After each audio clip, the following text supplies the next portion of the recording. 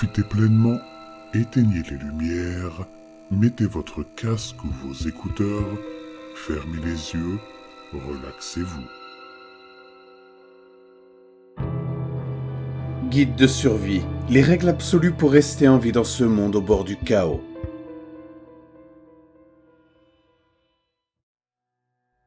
Nous sommes tous passés par là. Vous venez de vous rendre à un certain endroit, à une certaine heure, à une certaine date. Vous venez de faire une chose spéciale, et la chose que vous soupçonniez d'arriver vient de se produire, sans parler du fait que vous venez de voir ce qui vit dans votre miroir, qu'on vous a expliqué en détail comment vous alliez mourir, et que la chose hautement démoniaque et invincible que vous avez invoquée se dirige vers vous.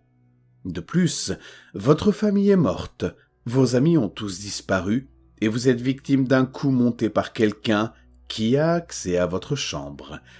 Qu'est-ce que vous allez faire, cher protagoniste ? Vous êtes au bon endroit pour le savoir. Voici des règles simples à suivre pour ne pas devenir la victime d'une creepypasta et pour s'en sortir le mieux possible si le pire se produit. Grâce à ce guide, vous pourrez, vous aussi, être une épave catatonique et traumatisée plutôt que le type ou la fille qui se fait actuellement porter comme un manteau par un mec qui erre beaucoup. Il suffit de garder à l'esprit ces quelques règles simples. Règle 1. Les miroirs et l'obscurité ne font jamais bon ménage. Règle 2. En fait, les miroirs sont un nom général. Dans le monde des creepypastas, il n'y a rien de plus sinistre. Règle 3. Il n'y a aucune chance de survie si vous regardez la chose que personne d'autre ne peut voir ou si vous répondez mal à sa question. Règle 4. Si vous êtes seul la nuit dans une institution psychiatrique effrayante, prenez le temps de réfléchir à ce que vous faites là. Puis, si c'est approprié, partez. Règle 5. Évitez de vous rendre dans des endroits où tous ceux qui y sont allés ne sont jamais revenus ou sont morts de façon inexplicable. Règle 6. Si quelqu'un arrête votre véhicule la nuit et vous demande de venir avec lui, vous avez probablement intérêt à refuser poliment. Règle 7. Tuer est la dernière méthode de survie. Utilisez cette méthode avec parcimonie mais sans crainte. Règle 8. Qui était au téléphone est toujours une bonne chose à méditer. De même, qui diable répond au téléphone en embrassant la fille sexy d'une personne décédée ? C'est un imbécile, n'est-ce pas ? Règle 9. Procurez-vous un simple revolver 38 mm. Chargez-le avec 2 balles en argent. Si vous pensez vraiment qu'il n'y a aucune chance de sortir vivant d'une situation, tirez une fois sur ce qui vous menace. Si cela ne fonctionne pas, il vous reste une dernière chose à faire pour devenir un héros. Règle 10. La zone 51 est tout simplement trop bien gardée pour que vous puissiez y entrer, ou pour laisser sortir un quelque extraterrestre. Règle 11. Lorsque vous allez à l'hôtel, essayez d'éviter les zones non autorisées. Si vous n'avez pas pu résister mais que vous avez vu une chose rouge, prenez le temps de considérer la gamme de prix et les standards de l'hôtel lors de votre prochaine visite. Avez-vous déjà séjourné dans un Hilton hanté ? Règle 12. Lorsque vous réservez votre séjour à l'hôtel, TripAdvisor peut s'avérer un outil précieux pour déterminer si votre choix est la scène d'un meurtre multiple, plein de morts ou construit à l'entrée de l'enfer. Les journaux locaux peuvent également être utiles. Règle 13. Invoquer des démons, parler des langues bizarres et pratiquer des rituels de toutes sortes est considéré comme dangereux. Abstenez-vous de le faire, en particulier autour des entrepôts abandonnés, des églises, des institutions psychiatriques, des forêts et de votre maison devant un miroir la nuit. Règle 14. Lorsque vous vous rendez dans une nouvelle région, la compréhension de l'environnement est la clé de la survie. Renseignez-vous sur les lieux maudits, les légendes, les dangers et autres détails. Écoutez les conseils de la population locale et n'hésitez pas à poser des questions si vous n'êtes pas sûr de savoir si les attaques ou les disparitions sont paranormales ou pas. Règle 15. Ayez toujours une Bible à côté de votre lit. Elle constitue un support de lecture moyen, une preuve de croyance et un objet très lourd à lancer sur ses ennemis. Règle 16. Ne comptez pas sur l'eau bénite. Procurez-vous une solide fiole d'acide sulfurique et laissez un prêtre la consacrer. Règle 17. Les prêtres japonais nettoient les pièces en agitant des katanas. Leur rituel est efficace à 100% sur les formes corporelles. Règle 18. Si vous trouvez 666 messages sur votre téléphone, votre boîte aux lettres, votre courrier électronique, etc., pensez à changer de fournisseur de service. Ne prenez pas non plus la peine d'écouter ou de lire les messages. C'est forcément du spam. Extradimensionnel peut-être, mais cela reste quand même du spam. Règle 19. Les vieux laboratoires pharmaceutiques ne peuvent pas vous aider, sauf si vous avez spécifiquement besoin du sang de l'innocent, de l'huile de serpent ou de sirop radioactif. Ce qui n'arrive jamais. Enfin, je crois. Règle 20. Si vous devez signer quelque chose avec du sang, vous n'avez pas besoin de le signer. Toutes les instances dirigeantes acceptent les contrats signés à l'encre. Gardez cela à l'esprit si l'on vous propose des offres qui semblent trop belles pour être vraies. Règle 21. Les phares sur les côtes sont dangereux. Évitez-les à tout prix. Si vous travaillez dans un phare, envisagez une carrière dans la vente d'assurance ou les soins vétérinaires. Règle 22. Il n'y a aucune raison d'écouter de la musique qui provoque des tendances suicidaires ou de regarder des films qui ont eu des conséquences étranges ou désastreuses. Règle 23. Si vous aimez planifier et que vous avez de l'argent, achetez à votre oncle et votre tante une maison à Bel-Air, comme dans la série Le Prince de Bel-Air. Rien ne peut vous faire du mal, même si votre mère a peur. Règle 24. Les endroits secrets, isolés et intacts dans les vieux bâtiments sont laissés intacts pour une bonne raison. Les pionniers ne disent jamais mourir, mais leur taux de mortalité est anormalement élevé. Pensez à vérifier quelques pages sur les backrooms avant de vous rendre là-bas. Règle 25. Avant de commencer à nager dans les eaux glacées d'un lac trouble au cœur d'une forêt sombre à minuit, demandez-vous si vous voulez vraiment vous rendre dans une ville ancienne et terrifiante. Si la réponse est non, restez chez vous et regardez les programmes de qualité ou pas sur Netflix. Règle 26. Le jour de votre 33e anniversaire, essayez de le fêter dans une maison bien éclairée et en compagnie d'autres personnes.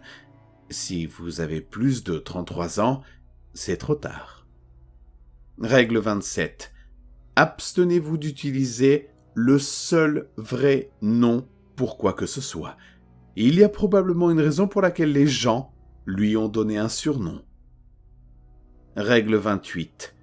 Regarder la télévision en statique pendant de longues périodes peut être dangereux pour la santé. Essayez la télévision par satellite pour résoudre le problème. Règle 29. Prenez un chat. Ces petites boules de poils semblent percevoir les phénomènes non naturels mieux que nous. Et en cas de désespoir, il suffit de les lancer sur ce qui est sur le point de vous atteindre. Règle 30. Les cimetières sont de mauvais endroits, surtout partant de brouillard et le jour d'Halloween. Règle 31. Essayez de ne jamais fermer les yeux. Si vous devez le faire, ne le faites que brièvement. Règle 32. Si vous entendez des chants, courez jusqu'à ce que vous soyez hors de portée des voix. Règle 33. Si vous êtes trop vieux pour jouer à la poupée, vous n'avez alors pas besoin de vous approcher d'une de ces petites bêtes effrayantes. Elles vous laisseront tranquille. Règle 34. Les légendes peuvent donner des indications précieuses sur les endroits où il ne faut pas aller camper avec des amis. Règle 35. Lorsque vous faites du babysitting, vérifiez les goûts et les préférences de la famille pour éviter d'être tué par des statues mal choisies. Et règle 36. Même si vous êtes certain que la course à pied ne vous sauvera pas, il est toujours préférable d'essayer. Suivez ces quelques règles simples et vous n'aurez que peu, ou beaucoup, de mal à vous en sortir. Quoi qu'il en soit, l'important est que votre histoire soit racontée, copiée, collée, à plusieurs reprises.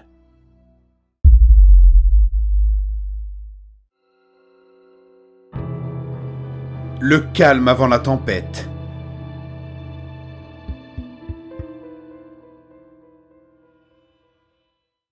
Je n'ai jamais vu l'océan avant l'âge de 19 ans, et si je le revois un jour, ce sera trop tôt.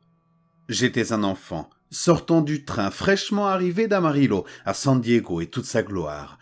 La vue de tout cela, de toute cette eau et de la puissance aveugle et écrasante du ressac, me remplissait d'effroi. J'avais déjà vu de l'eau, des lacs bien grands, mais cela n'avait rien à voir. Je ne pense pas pouvoir décrire ce que j'ai ressenti cette première fois, et d'ailleurs, je ne suis pas sûr que cela m'intéresse. Vous pouvez imaginer dans quel état j'étais lorsque, quelques semaines plus tard, on m'a donné un fusil et on m'a mis sur un bateau. Lorsque j'ai cessé de vomir tout ce que je mangeais, j'ai décidé que je ne me tuerais peut-être pas après tout. Ne pouvant pas voir la terre et ce chaotique et incessant balancement des vagues, je me souviens avoir pensé que la guerre devait être une étape supérieure à celle-ci. Les enfants peuvent être tellement stupides. J'ai eu un tel sentiment de joie lorsque j'ai vu l'île et ses rives solides. Ils nous ont transférés sur un plus petit bateau au milieu de la nuit. Juste notre petite compagnie avec nos sacs à dos et nos fusils sans un mot. Nous nous sommes jetés à l'eau, juste parce qu'ils nous l'ont demandé.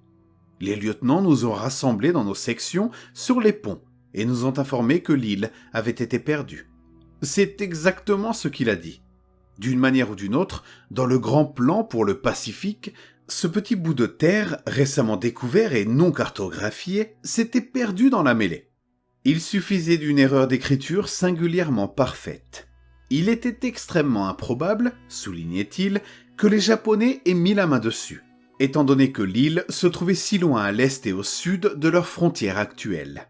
Mais un survol récent avait signalé ce qui ressemblait à un aérodrome sur le plateau central. Nous avons atteint la plage au milieu de la nuit. J'avais déjà entendu parler d'atterrissage et je n'ai pas honte de le dire, j'ai eu une peur bleue.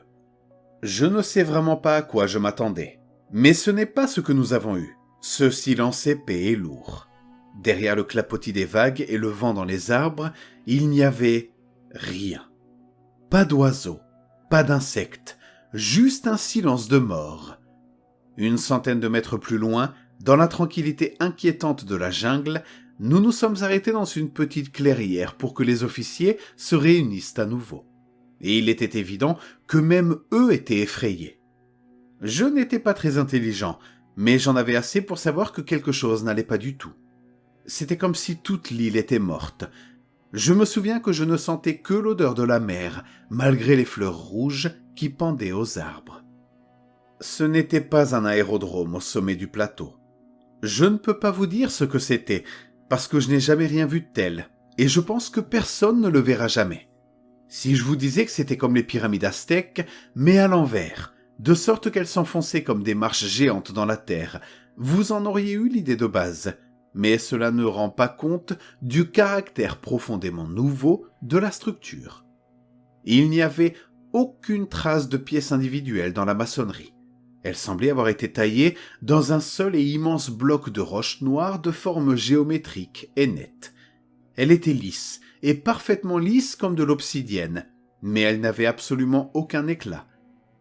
La structure engloutissait même la lumière de la lune, si bien qu'il était impossible de voir à quelle profondeur elle s'enfonçait, ou même de concentrer ses yeux sur une partie quelconque, comme s'il s'agissait d'un gigantesque angle mort.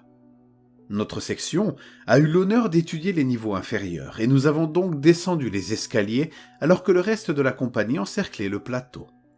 Nous avons emprunté les escaliers lentement et avec précaution, après que le premier homme à avoir touché l'une des arêtes à angle noir se soit tranché les mains jusqu'à l'os.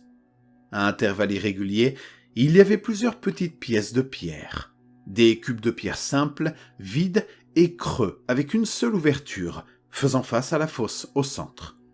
Il n'y avait pas de porte que nous pouvions voir, et comme l'ouverture se trouvait à 1,50 m du sol, il fallait mettre les mains sur le bord noir et tranchant du rasoir pour y grimper. Nous avons fait le tour des étages inférieurs, éclairant chacune des petites structures avec nos lampes. Elles contenaient les mêmes murs noirs sans caractéristiques et rien d'autre. Pas de poussière, pas de feuilles ni d'autres détritus de la jungle. Tout le monument était immaculé, comme si l'endroit venait d'être construit, mais ce n'était tout simplement pas possible. L'ensemble de la structure me paraissait incalculablement ancienne, sans que je puisse en exprimer les raisons particulières. Près du fond, on pouvait voir qu'elle s'inclinait simplement dans une obscurité qui engloutissait les lampes de poche. Nous avons jeté un bouton, puis une douille dans la fosse, et nous avons attendu dans un silence étrange, mais aucun son n'est revenu. Personne ne parla. Nous nous détournâmes simplement de l'abîme géant et continuâmes notre balayage de l'échelon inférieur et des dernières petites structures. Le corps, dans le coin arrière, était presque invisible au début dans les ombres épaisses, mais la longue traînée de sang séchant reflétait la lumière de nos lampes de poche, et cela menait directement à lui. Il était enroulé sur lui-même, les bras autour des cuisses et le visage enfoncé dans les genoux. On pouvait voir qu'il était gravement coupé, que ses vêtements s'ouvraient en lambeaux sanglants pour révéler la peau pâle et les os qui les recouvraient. Il portait peut-être un uniforme japonais, mais il avait été réduit en ruban. Je n'ai eu que quelques secondes pour le regarder avant d'entendre les premiers coups de feu. Les coups de feu ont résonné comme le bourdonnement d'insectes lointains dans la jungle immobile, avalés presque instantanément par la couverture du silence. Lorsque nous avons atteint le sommet, le reste de la compagnie avait entièrement disparu. Il y avait des douilles sur le sol et l'odeur chaude de la poudre dans l'air, mais ils avaient disparu. Les arbres étaient d'un calme mortel. Il n'y avait pas la moindre trace des quelques 50 autres hommes qui avaient débarqué avec nous. Je sentais la bile monter dans ma gorge alors que la panique menaçait de me paralyser. Je me sentais écrasé entre le gouffre béant et les bords tranchants d'un côté, et la jungle morte et l'océan battant de l'autre. Le silence résonnait dans mes oreilles et je luttais pour me calmer. Ils étaient juste à l'intérieur de la jungle et nous attendaient. Ils sont sortis d'entre les arbres avec le bruit d'un papillon de nuit, se glissant simplement dans notre champ de vision. Je peux essayer de vous raconter ce que j'ai vu, comme je l'ai fait au médecin militaire sur le navire hôpital lorsque je me suis réveillé, et à une demi-douzaine d'autres officiers au cours des mois suivants. Et vous aurez peut-être la même réaction que j'étais un idiot de la campagne souffrant d'une insolation, d'une exposition ou d'un traumatisme, ou que j'étais fou tout simplement. Mais vous l'avez compris, vous savez que je ne suis pas fou, et je me souviens de chaque seconde de cette nuit avec une clarté cristalline. La première qui a attiré mon attention, portait la peau d'un soldat japonais, toute tachetée, le ventre distendu par la pourriture. La tête tombée, inutile et obscène sur les épaules, la langue gonflée et les yeux troubles. Je pouvais voir où elle se désagrégeait aux articulations mal définies, avec des trous déchiquetés dans la chair qui se desséchaient. Au fond de chacune de ces fosses brutes, il y avait une noirceur plus profonde que les pierres des bâtiments. Une noirceur qui semblait s'agiter et écumer comme un nuage en colère. La chose bougea brusquement, la tête claqua et roula en arrière, tandis qu'elle s'élançait vers nous. J'avais mon fusil serré dans les mains, mais il ne me vint pas à l'esprit de tirer. Tout ce que j'ai pu faire, c'est contempler en silence le spectacle macabre qui s'offrait à nous, et penser absurdement aux marionnettes de ma mère. Un coup de feu retentit à côté de moi, et je me retournai pour voir une douzaine d'autres horreurs se précipiter silencieusement sur nous. Parmi elles, il y avait encore quelques formes pourries et gonflées, mais la plupart portaient les mêmes uniformes que nous, et étaient pâles, frais et trempés de sang. D'autres ballons fusaient dans l'air, et j'ai vu les choses macabres frapper encore et encore, mais elles n'ont jamais ralenti. J'ai aperçu les yeux vides et vitreux du sergent-chef, dont la tête pendait mollement de ses épaules. J'ai vu la grande blessure déchiquetée dans son dos et les ténèbres frissonnantes qui habitaient son cadavre lorsqu'il a sauté juste à côté de moi sans un bruit, atterrissant comme un gracieux prédateur sur le soldat à côté de moi. Les autres autour de moi ont commencé à tomber dans une danse silencieuse d'énergie cinétique et de mouvements flous. Moi, j'étais dans l'équipe d'athlétisme au lycée, et cela aurait pu me permettre d'aller à l'université. Je n'avais pas besoin d'invitation, j'ai simplement couru. J'ai couru à l'aveugle dans la jungle en frôlant les troncs d'arbres. J'ai couru jusqu'à ce que j'aperçoive l'océan, qui a fait résonner en moi une nouvelle note de terreur. Je ne me souviens pas avoir décidé de nager, mais lorsque je me suis retourné vers la limite des arbres, j'ai vu l'une de ces choses blanches et sanglantes émerger, courant à quatre pattes, les mains écartées et le dos contorsionné et fissuré dans un angle impossible. Aujourd'hui encore, la simple pensée de l'océan me donne des sueurs froides. Mais cette nuit-là, je l'ai laissé m'étreindre. J'ai laissé la marée m'entraîner vers le large, ne serait-ce que pour me soulager momentanément de l'impossible monolithe et des terreurs de l'île. Les jours que j'ai passés à dériver au large et à brûler au soleil ont été une libération bienvenue de l'île silencieuse. Je n'ai jamais vu la guerre. Ils m'ont renvoyé chez moi dès que je me suis rétabli. C'était réconfortant d'une certaine manière quand je pensais que personne ne me croyait. Cela me permettait de croire que cela n'était jamais arrivé, que c'était le fruit de mon imagination. Mais en vieillissant, j'ai découvert qu'il était inutile de mentir à qui que ce soit, surtout à soi-même. Je sais ce que j'ai vu. Et vous savez, quelqu'un d'autre m'a cru aussi. Et en plus, plus tard, j'ai vu des cartes de l'endroit où ils ont testé les bombes à hydrogène dans le Pacifique Sud. Cette creepypasta est terrifiante parce qu'elle mêle habilement l'horreur cosmique à la guerre, en plongeant l'auditeur dans un cauchemar surnaturel où l'inconnu absolu domine. L'atmosphère est pesante, étrange dès le début, avec une île oubliée, une structure impossible qui dévore la lumière, des créatures mortes, mais animées par une obscurité vivante, et une sensation de silence total qui écrase toute logique.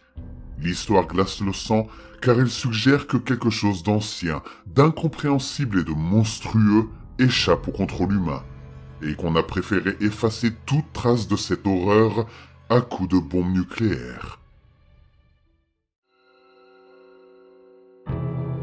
Randonnée maudite. Mon ami est revenu du brouillard sans ses entrailles, mais avec un sourire. Notre voyage a commencé fin février, lorsque mes trois amis, John, Steve, Max et moi-même, avons conduit mon camion dans l'arrière-pays de Boxwood Gulch pour suivre la North Fork de la South Platte River. Steve possédait une cabane dans l'arrière-pays.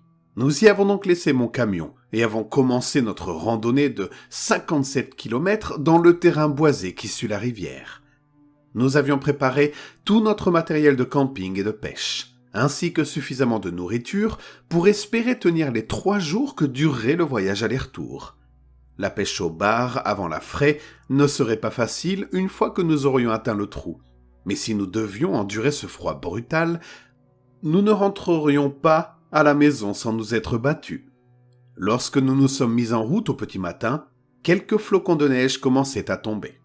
Le terrain était très boisé et accidenté, ce qui rendait la marche lente. Mais l'air frais de la montagne bruissait à travers les arbres et la lumière du soleil traversait la canopée, faisant scintiller les flocons de neige tandis que les oiseaux gazouillaient au-dessus de nos têtes. Le voyage s'annonçait presque parfait. Nous nous sommes arrêtés pour nous reposer quelques heures plus tard. Le temps s'était lentement dégradé depuis notre départ, mais ce n'est qu'à ce moment-là que nous avons réalisé à quel point il était devenu mauvais. La neige nous entourait dans une rafale aveuglante, tandis que le vent hurlait.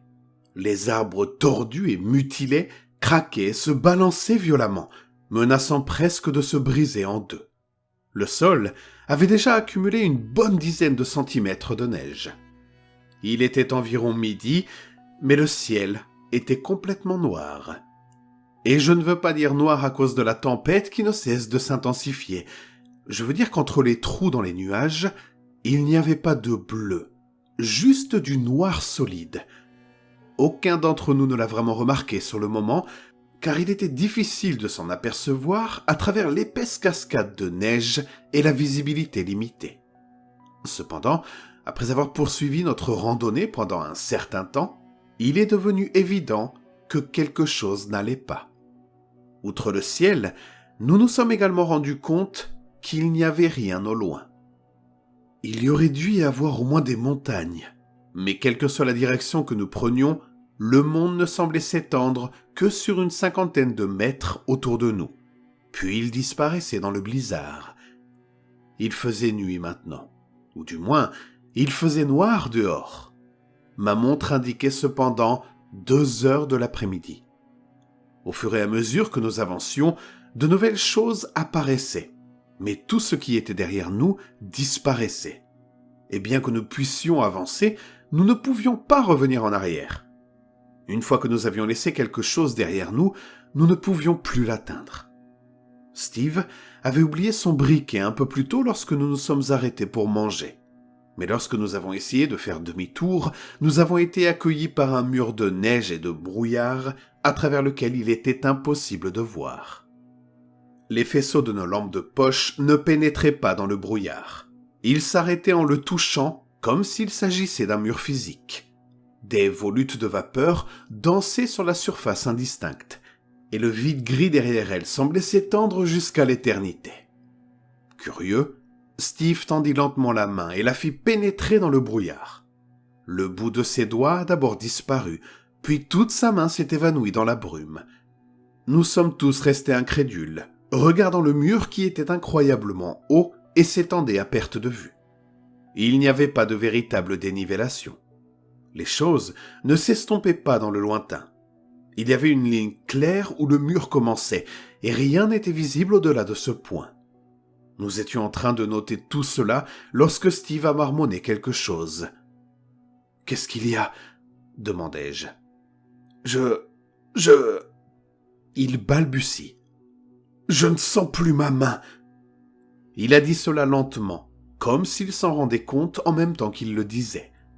Perplexe, il a lentement retiré sa main, puis a poussé un cri.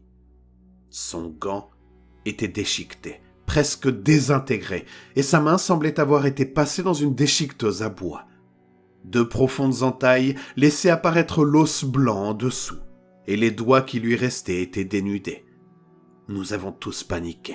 « Oh mon Dieu, mais c'est grave !» s'écrie Max. Steve est resté debout, serrant ce qui lui restait de main et hyperventilant. Nous devions l'emmener à l'hôpital, sinon il allait certainement se vider de son sang. Mais nous étions à presque 1 journée de marche de la cabane de Steve, qui était assez éloignée. Nous étions tous en train de vérifier frénétiquement nos téléphones à la recherche d'un signal lorsque le pire est arrivé. Steve s'est évanoui. Ses yeux se sont fermés, ses jambes se sont dérobées et il est tombé en avant dans le brouillard. Aucun d'entre nous ne l'a remarqué au début, mais quand nous l'avons enfin fait, tout ce que nous pouvions voir, c'était ses jambes qui dépassaient de la brume. Immédiatement, sans réfléchir, nous nous sommes précipités pour le sortir de là. Nous avons attrapé ses jambes et nous nous sommes efforcés de le ramener à la vue. Mais avant même de le voir, nous avons immédiatement regretté d'avoir agi ainsi. Nous savions d'une certaine manière ce que nous allions trouver. La chose que nous avons tirée n'était pas Steve, plus du tout. Toute sa peau avait été découpée, sa cage thoracique avait été ouverte et ses entrailles s'étaient répandues. Et son visage s'était instantanément gravé dans ma vision, devenant une image rémanente qui me hante encore aujourd'hui. Non seulement parce qu'il était horriblement mutilé, non seulement parce que ses yeux avaient été arrachés pour ne laisser que des orbites vides, mais aussi parce qu'il me souriait. Un grand et large sourire qui avait commencé petit, mais les entailles dans son visage lui ont permis de s'étirer littéralement d'une oreille à l'autre. Max a crié et a repoussé le corps mutilé de Steve dans le brouillard. Nous avons couru aussi vite que nous le pouvions, de la seule façon possible, en nous enfonçant dans les bois. Comme avant, La neige et le brouillard se sont séparés devant nous, mais ont englouti tout ce que nous avons laissé derrière nous. Au fur et à mesure que nous courions, le paysage autour de nous a commencé à changer lentement. Les arbres qui nous entouraient étaient maintenant flétris et morts. L'herbe était aplatie et blanchie. En fait, tout ce qui nous entourait était sans vie et terne. Les couleurs avaient pratiquement disparu, ne laissant que des nuances de gris et un sentiment accru de solitude et de mort. « Les gars !» ai-je crié en courant, n'osant même pas m'arrêter une minute. « Nous ne pouvons pas faire demi-tour et revenir directement, mais nous pouvons peut-être faire le tour jusqu'à la cabane de Steve. Ensuite, on pourra prendre mon camion et se tirer d'ici. » John et Max ont hoché la tête, et nous avons tourné à 90 degrés vers la droite et continué à courir. Finalement, nous avons traversé ce qui semblait être un troupeau de cerfs. Tous étaient couchés sur le sol, gris et sans vie, découpés en morceaux. Le sang imprégnait le sol enneigé. Alors que nous courions à travers le troupeau, évitant les cadavres, il était difficile de ne pas remarquer que leurs yeux morts et sans vie semblaient nous suivre. Lorsque nous nous sommes sentis suffisamment confiants pour ne pas revenir sur nos pas, nous nous sommes dirigés vers la cabane de Steve, vers la sécurité. Nous avons couru pendant au moins 1 heure, mais finalement, aucun d'entre nous n'a pas pu courir plus longtemps. Nos corps ne le permettaient tout simplement pas, et nous avons été obligés de nous arrêter. Au bout d'un certain temps, Max, John et moi avons réussi à allumer un feu malgré la neige et l'amadou humide. Nous espérions qu'il nous apporterait un peu de chaleur et de sécurité, mais nous nous sommes trompés. Les flammes étaient d'une teinte orange vif, apportant un peu de couleur dans le monde de gris. De toute évidence, elles n'étaient pas à leur place, et nous non plus. Plus les flammes crépitaient et éclataient, plus nous commencions à entendre quelque chose, d'abord lointain et calme, puis de plus en plus proche, de plus en plus fort et de plus en plus nombreux. Un chœur de plaintes et de gémissements a glacé le sang, emplit bientôt l'air stagnant autour de nous.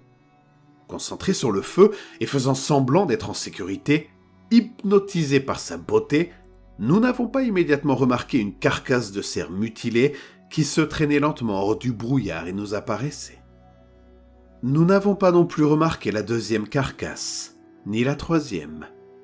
Finalement, nous sommes sortis de notre transe juste à temps pour nous lever, terrorisés, alors qu'une myriade de carcasses d'animaux sortaient du brouillard, attirés par l'étrange lumière du feu. Nous étions des intrus dans leur monde. J'étais paralysé par la peur, incapable de respirer. Les cadavres se déplaçaient en agitant leurs membres de façon surréaliste et désordonnée, comme s'il s'agissait de marionnettes mal animées. Je me suis tourné vers mes amis pour constater qu'ils n'étaient plus à mes côtés. Ils étaient partis en courant, me laissant derrière eux. Je me suis retourné pour leur courir après, mais quelque chose m'a attrapé par l'épaule. Je n'ai pas eu besoin de me retourner pour savoir ce que c'était. Je l'ai su grâce à la main qui m'a saisi l'épaule. Une main qui semblait être passée dans une déchiqueteuse à bois. Je me suis débattu et j'ai réussi à me libérer avant qu'il ne puisse m'attraper, et j'ai pris mes jambes à mon cou. Je n'ai pas regardé en arrière. Je ne voulais en aucun cas voir le visage de ce qui avait été mon ami. Je ne voyais plus ni John ni Max, et je supposais qu'ils devaient être devant moi. Mais c'était moi qui avais les clés du camion, et Steve, celle de la cabane. Ils ne seraient pas plus en sécurité si je ne pouvais pas les rejoindre. Alors j'ai couru et couru plus vite et plus longtemps qu'aucun être humain ne pourrait le faire dans des circonstances normales. Enfin, après Dieu sait combien de temps, j'ai pu distinguer faiblement une structure au loin. C'était la cabane. J'ai ressenti un élan d'espoir. Les gémissements continuaient à résonner dans l'air nocturne, mais je semblais avoir une longueur d'avance sur eux à ce moment-là. J'ai atteint le camion, je l'ai déverrouillé et j'ai sauté à l'intérieur. J'ai scruté les environs à la recherche de Max ou de John, mais je n'ai vu ni l'un ni l'autre. Je ne pouvais pas les abandonner, mais je ne pouvais pas non plus attendre indéfiniment. J'étais assis, transpirant et tremblant nerveusement tandis que les gémissements se rapprochaient et devenaient de plus en plus forts. J'étais sur le point de prendre la décision de partir, quand j'ai soudain distingué quelqu'un qui courait vers moi. On aurait dit Max. J'ai démarré le camion et je lui ai fait signe de courir plus vite. Mais pour une raison que j'ignore, je me suis surpris à appuyer inconsciemment sur l'interrupteur à ma gauche, verrouillant toutes les portes. Mon instinct me disait que quelque chose n'allait pas. J'ai regardé mes mains, elles tremblaient. J'ai levé les yeux et le visage horriblement mutilé de Max était appuyé contre la vitre du conducteur, me regardant en souriant. Il essayait d'ouvrir la portière. J'ai appuyé sur l'accélérateur et j'ai démarré, tremblant comme un fou et me retenant de vomir. Alors que je rentrais chez moi, le ciel s'est lentement éclairci pour prendre une teinte bleue et j'ai fini par voir le soleil percer les nuages. Il était 9 heures du matin. J'ai commencé à voir d'autres voitures sur la route et les gens à l'intérieur m'ont fait signe, comme je leur ai fait signe. Des gens normaux et gentils. Je suis rentré directement chez moi et j'ai demandé à ma petite amie de m'épouser. Non, je suis désolé. Ce n'est pas vrai. Là, je suis assis dans ma maison, la porte verrouillée et barricadée, les fenêtres barricadées, et je vous conte cette histoire. Et je me suis senti heureux pour la première fois depuis longtemps en vous parlant de cette fin. Je me souviens à peine de ce à quoi ressemble un ciel bleu, mais je voulais juste l'imaginer dans mon esprit une dernière fois. J'avais juste besoin d'imaginer un monde plus heureux, parce qu'en réalité, ce n'est pas comme ça que l'histoire s'est terminée. La vérité, c'est que pendant que je conduisais, le ciel ne s'est pas éclairci, le soleil n'est pas réapparu, et le brouillard m'entourait toujours, comme il entoure maintenant ma maison. J'entends des gémissements tout autour et on frappe constamment à ma porte. Et quand je regarde par le Judas, tout ce que je vois, c'est une chose qui me sourit. L'odeur de la mort est omniprésente. Le téléphone ne fonctionne pas, la télévision et la radio ne diffusent que des parasites.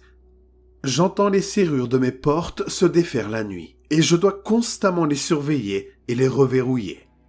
J'attends simplement la nuit où ils entreront dans ma maison quand j'oublierai de vérifier la porte, ou quand ils passeront par une fenêtre, ou quand je me réveillerai au milieu de la nuit pour les voir à côté de moi, et voir leur sourire à quelques centimètres de mon visage.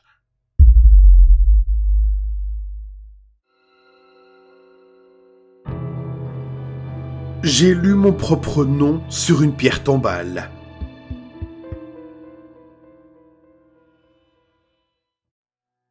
Je n'avais rien fait de différent ce jour-là. La journée a commencé très normalement. En fait, je me suis réveillé avec le réveil qui sonnait à toute volée. Je me suis brossé les dents. Je me suis préparé un petit déjeuner et j'ai mangé. J'ai embrassé ma mère et j'ai filé par la porte d'entrée, mon sac à dos à la main. Je me suis assis sur le banc de l'arrêt de bus et j'ai attendu l'arrivée du bus. Je me rends à l'école très tôt tous les jours, juste pour être sûr. La seule chose différente dont je me souvienne est l'herbe, qui semble un peu plus verte. Je suis entré dans le bus et j'ai trouvé une place. À ma place, près du fond du bus, j'ai mis mes écouteurs dans mes oreilles et j'ai écouté de la musique. Le matin, j'écoute des chansons plus douces. Au fur et à mesure que le temps passe, le bus se remplit rapidement de personnes. C'était un bus scolaire. Les enfants bavardaient, se taquinaient, se tordaient et criaient. C'étaient des enfants normaux, quoi. Avec les écouteurs, cependant, tout ce que je pouvais entendre était la musique. Le piano doux superposé à des harpes et des corps mélodiques et épicés. Je n'écoute pas de musique normale. Nous sommes arrivés à l'école, mes écouteurs toujours en place, je me lève avec le reste des enfants et deviens une goutte d'eau dans un océan d'élèves, non pas impatient d'aller en classe, mais impatient d'arriver. L'école est bruyante et animée. Les salles de classe étaient remplies d'élèves et de professeurs, et ceux-ci continuaient à enseigner toutes sortes de sujets, tandis que les élèves restaient un peu agités et très peu enthousiastes à l'idée d'apprendre. J'ai retrouvé tous mes amis à la récréation. Je jouais au basket avec Tommy et Michael. Ils étaient mes amis les plus proches dans la cour de récréation. Après avoir joué au basket, nous sommes allés creuser autour des pierres et des copeaux de bois qui bordaient l'enceinte, à la recherche d'insectes et de vers. D'ailleurs, je me souviens très bien du moment qui a précédé la panne de courant. Nous prenions de longs copeaux de bois et les utilisions pour creuser la terre. J'ai plaisanté avec Michael sur ce que nous ferions si nous trouvions un petit ami insecte. Tommy a dit qu'il l'écraserait, mais nous avons ri, sachant qu'il ne le ferait jamais, il ne ferait jamais une telle chose. Les rires se sont calmés et j'ai reporté mon regard sur la saleté du sol, souriant et poignardant. Cela faisait 3 ans que j'avais ces épisodes, comme les appelle ma mère. Ils surviennent tous les quelques mois environ, juste au moment où nous pensons qu'ils avaient disparu pour de bon. Pour ma mère, je deviens mou et je m'évanouis, me réveillant 45 minutes plus tard dans un lit d'hôpital entouré de médecins. Ma mère ne sait rien de ce que j'ai vécu pendant ces 45 minutes. Imaginez une nuit de sommeil où vous ne vous souvenez pas de vos rêves, où il s'agit d'une brève obscurité à laquelle mettent fin vos yeux réveillés par la lumière du matin ou vos oreilles qui vous aspirent dans la réalité à cause d'une alarme. C'est ce que j'ai vu. Sauf que dans cette obscurité, il y a toujours une silhouette. Le visage est masqué, les détails sont indiscernables. Je n'ai pas eu l'impression de rêver non plus, mais plutôt que cette silhouette m'a observé toute ma vie et que je viens juste de traverser un autre monde et de rencontrer son regard sombre. Il attend et observe. Rien n'a été dit, rien n'a bougé. Mais je savais qu'il était là. J'avais cette sensation reconnaissable d'une autre présence avec moi. Alors que je poignardais la terre, l'épisode a commencé. Je me suis rendu compte qu'il commençait dès que j'ai senti que mes yeux étaient sur le point de sortir de mon visage. Mais à ce moment-là, ma respiration s'était déjà arrêtée et je ne pouvais plus parler. Le bout de mes doigts a commencé à picoter. Mon visage et mes pieds ont commencé à brûler, à se réchauffer, alors que le sang s'y accumulait. Une horrible sensation au fond de mon estomac m'a déchiré. À ce moment-là, j'ai perdu la vue et la conscience. Je ne me souviens pas avoir touché le sol. J'étais à nouveau dans le noir. Cela s'était produit si souvent auparavant que je pensais être devenu familier avec la silhouette, ainsi qu'avec le noir. J'étais prêt à le rencontrer et à fixer son étrange regard. Cependant, pour la première fois, j'ai été frappé par la peur. La silhouette était là dans le noir, mais je la craignais. Ce n'était pas le cas auparavant. C'était étrange, mais je voulais que ça s'arrête. Oui. La silhouette a parlé. J'ai entendu sa voix avec une clarté qui m'a fait froid dans le dos. Elle était profonde et ancienne. Vous êtes... La silhouette inspira profondément, comme si elle venait d'achever une longue tâche dure et ardue. La silhouette inspira profondément, comme si elle venait d'achever une tâche longue et ardue. Terminé. Vous êtes terminé. Voilà ce qu'elle a dit. Mais moi, je me suis réveillé sur le terrain de jeu. Le soleil était passé de l'autre côté du ciel. Le temps avait donc passé. Le silence était total. En regardant autour de moi, le terrain était complètement vide. Je me lève confus. D'habitude, je me réveille dans un hôpital ou sur le sol du bureau avec les professeurs rassemblés autour de moi. Je m'approche des portes vitrées pour entrer dans l'école. En regardant à travers la vitre, je n'ai vu personne. J'ai marché à l'intérieur. Dans le bureau, je m'assois sur les chaises près de la porte pour reprendre mes esprits. J'entends un bruissement de papier et je lève les yeux. Je vois un dossier qui flotte dans l'air, partant du bureau principal et s'enfonçant dans un couloir. Je me lève rapidement et suis le dossier. Au bout du couloir, une porte s'ouvre et le dossier entre. Je continue à le suivre et le regarde s'approcher du bureau. La chaise pivotante tourne et le dossier tombe sur la table. Je me suis précipité hors du bureau, me sentant seul et confus. J'ai couru jusqu'à une salle de classe et j'ai vu un morceau de craie écrire sur le tableau. J'ai paniqué et j'ai quitté l'école. J'ai vu des voitures circuler dans les rues sans passagers, des portes s'ouvrir sans personne derrière, des jardins cultivés par des outils flottants. Je ne voyais pas les gens. Après un très long moment, peut-être des semaines ou des mois, j'ai remarqué certaines choses. Je ne pouvais pas voir mon reflet. J'aurais pu m'en douter. Ce qui est intéressant cependant, c'est que je ne semble pas avoir faim ou avoir besoin de manger. J'ai juste erré, regardé les choses. L'ennui me rendait fou. La seule chose qui était pire que l'ennui, c'était la solitude. Je me tenais compagnie en parlant tout seul pendant que j'errais sans but dans les rues de la ville, les maisons, les magasins, les parcs et partout où mes pieds pouvaient m'emmener. Je regardais les gens que je ne pouvais pas voir vaquer à leur occupation. L'errance a fini par devenir une tâche intéressante pour moi. Je faisais de très longues promenades pendant la journée, en comptant les numéros sur les adresses des maisons. Je voyais des tuyaux flottants arroser les pelouses et des casques à la dérive faire du vélo. La nuit, j'ai sprinté dans les rues en passant sous les lampadaires. Je suis tombé sur une bibliothèque. Cela m'a occupé pendant un très long moment. J'ai parcouru les étagères et lu presque la moitié des livres sur l'endroit. Je me suis assis à côté d'autres livres flottants, sachant que quelqu'un d'invisible bénéficie d'une bonne lecture. Je retiens très bien les informations.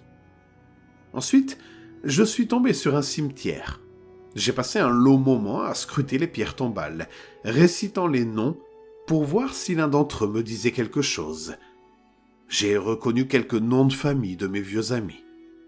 Je regardais les dates et comptais le nombre d'années qu'ils avaient vécues. Parfois, je voyais des dates incomplètes, les pierres tombales de ceux qui n'étaient pas encore morts, et cela me rend humble lorsque je pense à eux qui préparent leur mort. J'avais de la peine pour eux. Parfois, je revenais et je trouvais les dates incomplètes complétées, la terre fraîchement retournée. Je continuais, rangée par rangée. La nuit, je ne pouvais pas les lire, alors je courais dans les rues, évitant les voitures qui ne me voyaient pas. Aujourd'hui, je terminais ma promenade au cimetière. Je suis tombé sur une pierre tombale portant mon nom. La prise de conscience a été brutale, mais elle prend tout son sens aujourd'hui. L'année de naissance et de décès étaient toutes deux gravées. Je les regardais pendant un long moment. Vous n'imaginez pas à quel point j'étais bouleversé. Je pensais qu'un jour je me réveillerais et que je reverrais ma mère. Je pensais que j'étais peut-être à l'hôpital et que quand je me réveillerais, j'irais mieux et je retournerais à l'école pour jouer avec Tommy et Michael. Je crois que j'ai pleuré, mais je comprends que je n'ai probablement pas de vraies larmes. Après être resté assis un moment, j'ai eu une idée qui ne m'était pas venue auparavant. Et c'est ainsi que je suis arrivé ici. Je sais que je ne peux interagir avec les objets dans cette vie après la mort, mais je sais aussi que les vivants vivent parmi moi. Je suis allé dans mon ancienne maison, elle m'est plus familière. J'ai pris mon ordinateur et un micro et j'ai narré ce que je savais. Je vous le soumets sur cette chaîne où j'espère que mon histoire n'attirera pas trop l'attention. Vous savez, les creepypastas, où les histoires comme ça sont abondantes. Mais c'est surtout de la fiction, n'est-ce pas? Je pense que je vous parle surtout pour organiser mes pensées sur ce qui s'est passé. Surtout avec la prise de conscience d'aujourd'hui. Je doute d'être capable d'envoyer un message au monde des vivants. J'ai déjà essayé, mais en vain. Mais bon, ce n'est pas comme si je n'avais pas de temps à perdre.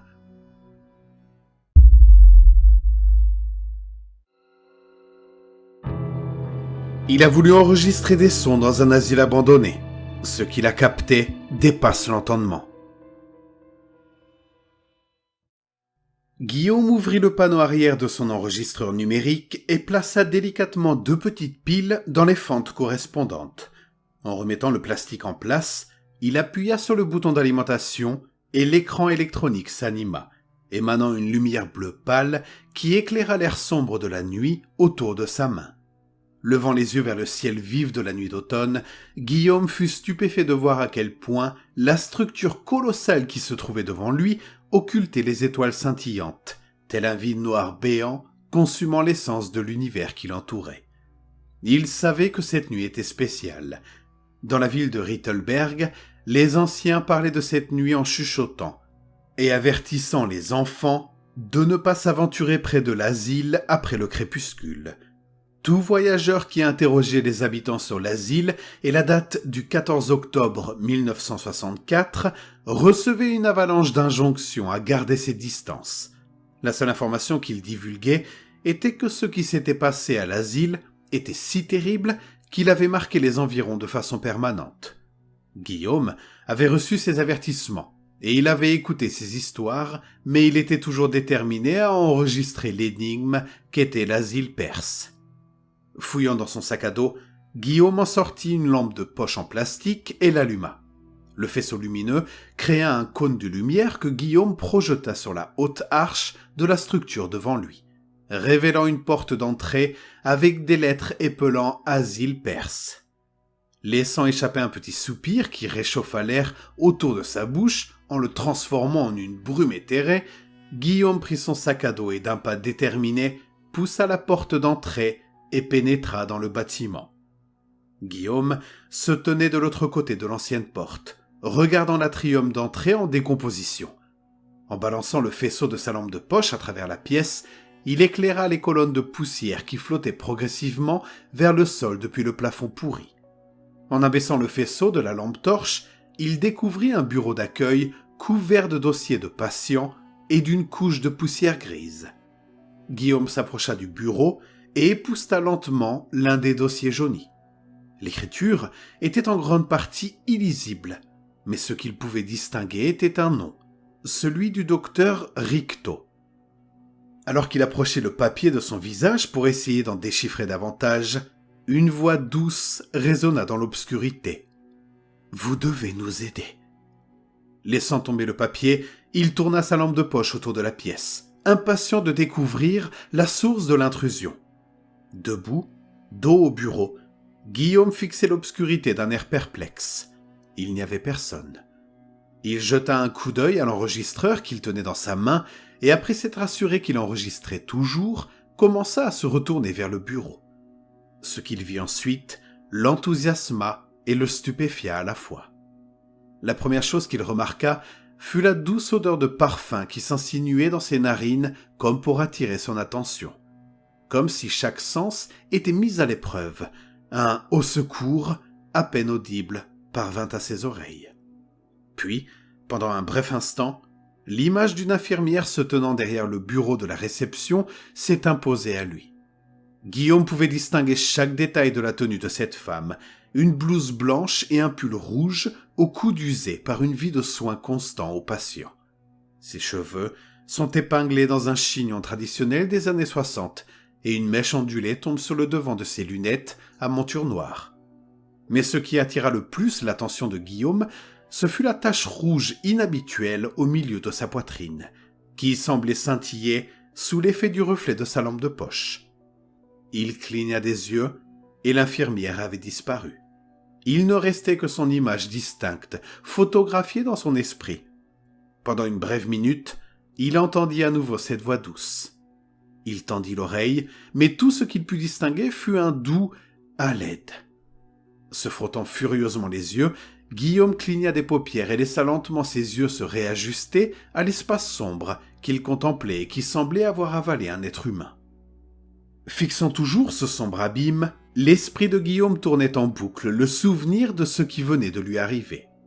L'image encore claire dans son esprit, il ne semblait pouvoir se concentrer que sur un seul aspect de cette femme spectrale, la tache rouge scintillante sur sa poitrine, que Guillaume supposait être du sang. Cette apparition semblait en détresse, l'appelant comme pour l'exhorter à l'aider à s'échapper d'un enfer torturant. S'agenouillant à côté du dossier du patient qu'il avait laissé tomber, Guillaume tendit la main et entoura tendrement de ses doigts le papier froissé. L'examen de cette documentation avait entraîné l'apparition du fantôme, alors peut-être qu'il fournirait un autre indice sur la détresse de son visiteur spectral ou sur son message cryptique. Plaçant la lampe de poche fermement entre ses dents, Guillaume ouvrit avec précaution le dossier et commença à lire les documents qu'il contenait. Au fur et à mesure qu'il lisait, ses yeux s'écarquillaient et affichaient une expression de pur étonnement. Les dossiers faisaient référence à un patient, Miles Slender, qui avait été pris en otage par l'asile l'année de sa fermeture. Selon le dossier, Miles souffrait de schizophrénie aiguë et était souvent perdu dans des délires de sa propre création. Le dossier contenait également une référence à son gardien principal, y compris une photo, et c'est ce qui avait choqué Guillaume. La photo, décolorée par l'âge et au bord déchiré, représentait encore clairement l'image de l'infirmière qui s'était présentée à Guillaume quelques instants auparavant. Sa tenue était exactement la même, à l'exception de la tache rouge sur sa poitrine.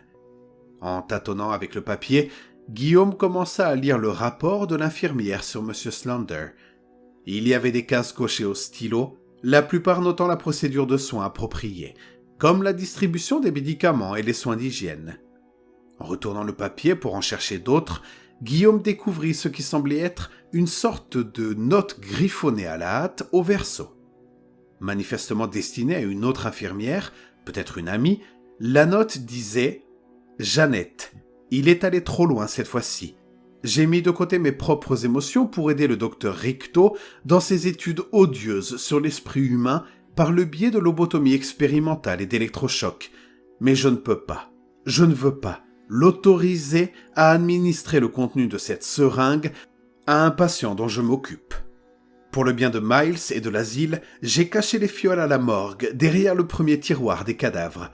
S'il te plaît, si tu te soucies encore un tant soit peu de mon bien-être, récupère-les pour moi pendant ton service de nuit, afin que je puisse les transmettre aux autorités. » Ce message était l'indice dont Guillaume avait besoin. Il connaissait maintenant sa prochaine étape pour documenter le paranormal à l'asile de Perse. Il allait s'aventurer à la morgue, où peut-être la manifestation de cette infirmière se manifesterait à nouveau. Guillaume plaça l'enveloppe dans son sac à dos et se leva. Remettant la lampe de poche dans sa main, il en fit jaillir le faisceau derrière le bureau où il aperçut un plan de l'asile.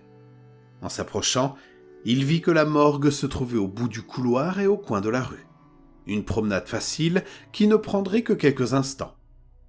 Guillaume se retourna et s'éloigna de la carte, pratiquement vibrant d'excitation.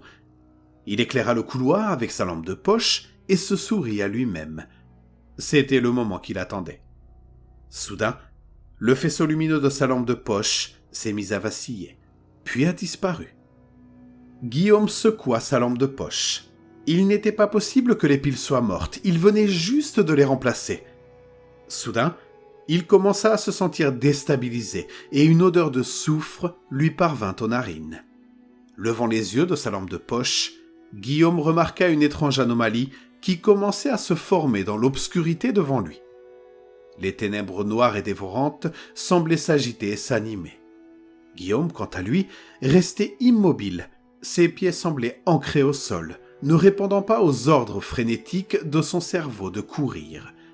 Il voulait courir, il voulait crier, mais il semblait complètement paralysé, contraint de regarder le spectacle terrifiant qui se préparait devant lui.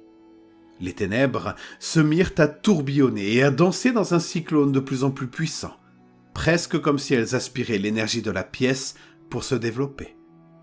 Guillaume commença à remarquer que sa respiration devenait de plus en plus irrégulière, comme si le vide siphonnait le précieux oxygène dont il avait besoin pour survivre. La dernière chose que Guillaume vit, alors qu'il perdait connaissance, fut une silhouette noire qui se tenait soudain juste devant lui. Les yeux de Guillaume s'ouvrirent et il se redressa. Il baissa les yeux et vit sa lampe de poche posée sur le sol à côté de sa jambe, le faisceau toujours allumé, brillant et puissant dans l'obscurité. En se débattant, il attrapa la lampe et la balança dans la pièce tout en se levant d'un bond. Il n'y avait aucune trace de figure ou de vortex ayant pénétré dans l'atmosphère de cette pièce. La seule poussière perturbée semblant être celle qui tombait doucement de l'élévation rapide de Guillaume. Secouant la tête pour faire le vide dans son esprit, Guillaume se souvint de l'infirmière fantôme et de la morgue. Aucune entité obscure n'allait l'empêcher de découvrir la vérité et peut-être d'aider l'infirmière à aller de l'avant. Saisissant fermement sa lampe de poche, Guillaume s'engagea dans le couloir sombre et arriva rapidement à la lourde porte d'acier marquée morgue. Ravalant une petite boule qui commençait à se former dans sa gorge, Guillaume poussa doucement la porte. Il entra avec assurance dans la pièce et se tourna vers la petite étagère de tiroirs qui contenait autrefois les malheureuses victimes de l'asile. La mâchoire de Guillaume s'ouvrit légèrement lorsqu'il vit l'apparition de l'infirmière devant les tiroirs. Elle se tenait debout, les mains jointes, et regardait Guillaume d'un air triste. Guillaume eut du mal à trouver sa voix, puis lâcha « Qui êtes-vous » L'infirmière à l'air solennel fixa doucement les yeux de Guillaume et ouvrit la bouche. « C'est trop tard maintenant, vous ne pouvez pas m'aider, je suis désolé. » Guillaume la regarda d'un air choqué. « Mais comment ça, c'est trop tard? Je peux encore vous aider? J'ai lu votre note sur le docteur Ricto. » L'infirmière éthérée sembla sourire d'un petit sourire triste en regardant Guillaume dans les yeux. Elle s'éloigna du tiroir devant lequel elle se tenait et murmura « Voyez par vous-même. » Guillaume regarda le tiroir puis l'apparition. Il s'approcha lentement du tiroir fermé et posa ses mains sur le loquet. Guillaume resta un moment debout et retint son souffle, se préparant à ce qu'il allait faire. Reprenant son souffle, Guillaume saisit fermement le loquet, l'ouvrit d'un coup sec et sortit le tiroir au cadavre. Le tiroir était lourd, plus lourd que Guillaume ne l'avait imaginé, et il comprit rapidement pourquoi. Un corps gisait sur la planche exposée. Guillaume regarda avec dégoût l'infirmière qui se tenait toujours à côté du tiroir. Elle jeta un coup d'œil au corps et lui fit signe de l'examiner. Guillaume prit sa lampe de poche, ses mains tremblant et s'agitant tandis qu'il braquait le faisceau sur la tête du corps. Guillaume a crié et s'est écroulé sur le sol. Il a regardé l'infirmière qui restait calme et a crié « Non, non, qu'est-ce que c'est? Qu'avez-vous fait ?» Elle a continué à le regarder d'un air triste, puis a fait quelques pas vers lui et s'est agenouillée. Elle le regarda longuement dans les yeux et murmura « Maintenant, vous comprenez pourquoi vous ne pouvez plus m'aider, pourquoi il est trop tard. » Elle s'est levée et a regardé le corps. La tête du cadavre était concavée par une blessure encore fraîche et dégoulinante de sang. « Maintenant, vous comprenez pourquoi vous ne pourrez jamais quitter cet endroit. » Guillaume se leva et regarda encore une fois l'horrible corps devant lui, suintant de sang par les morceaux de crâne qui dépassaient de la peau. Le corps d'un jeune homme autrefois plein d'émotion et d'énergie, le corps de quelqu'un qu'il a connu. Son propre corps.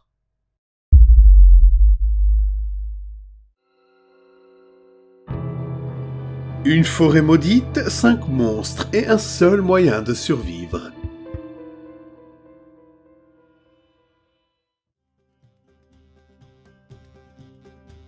Attention, garçons et filles, attention à Briarwoods. Ce n'est pas un endroit pour de si jeunes enfants.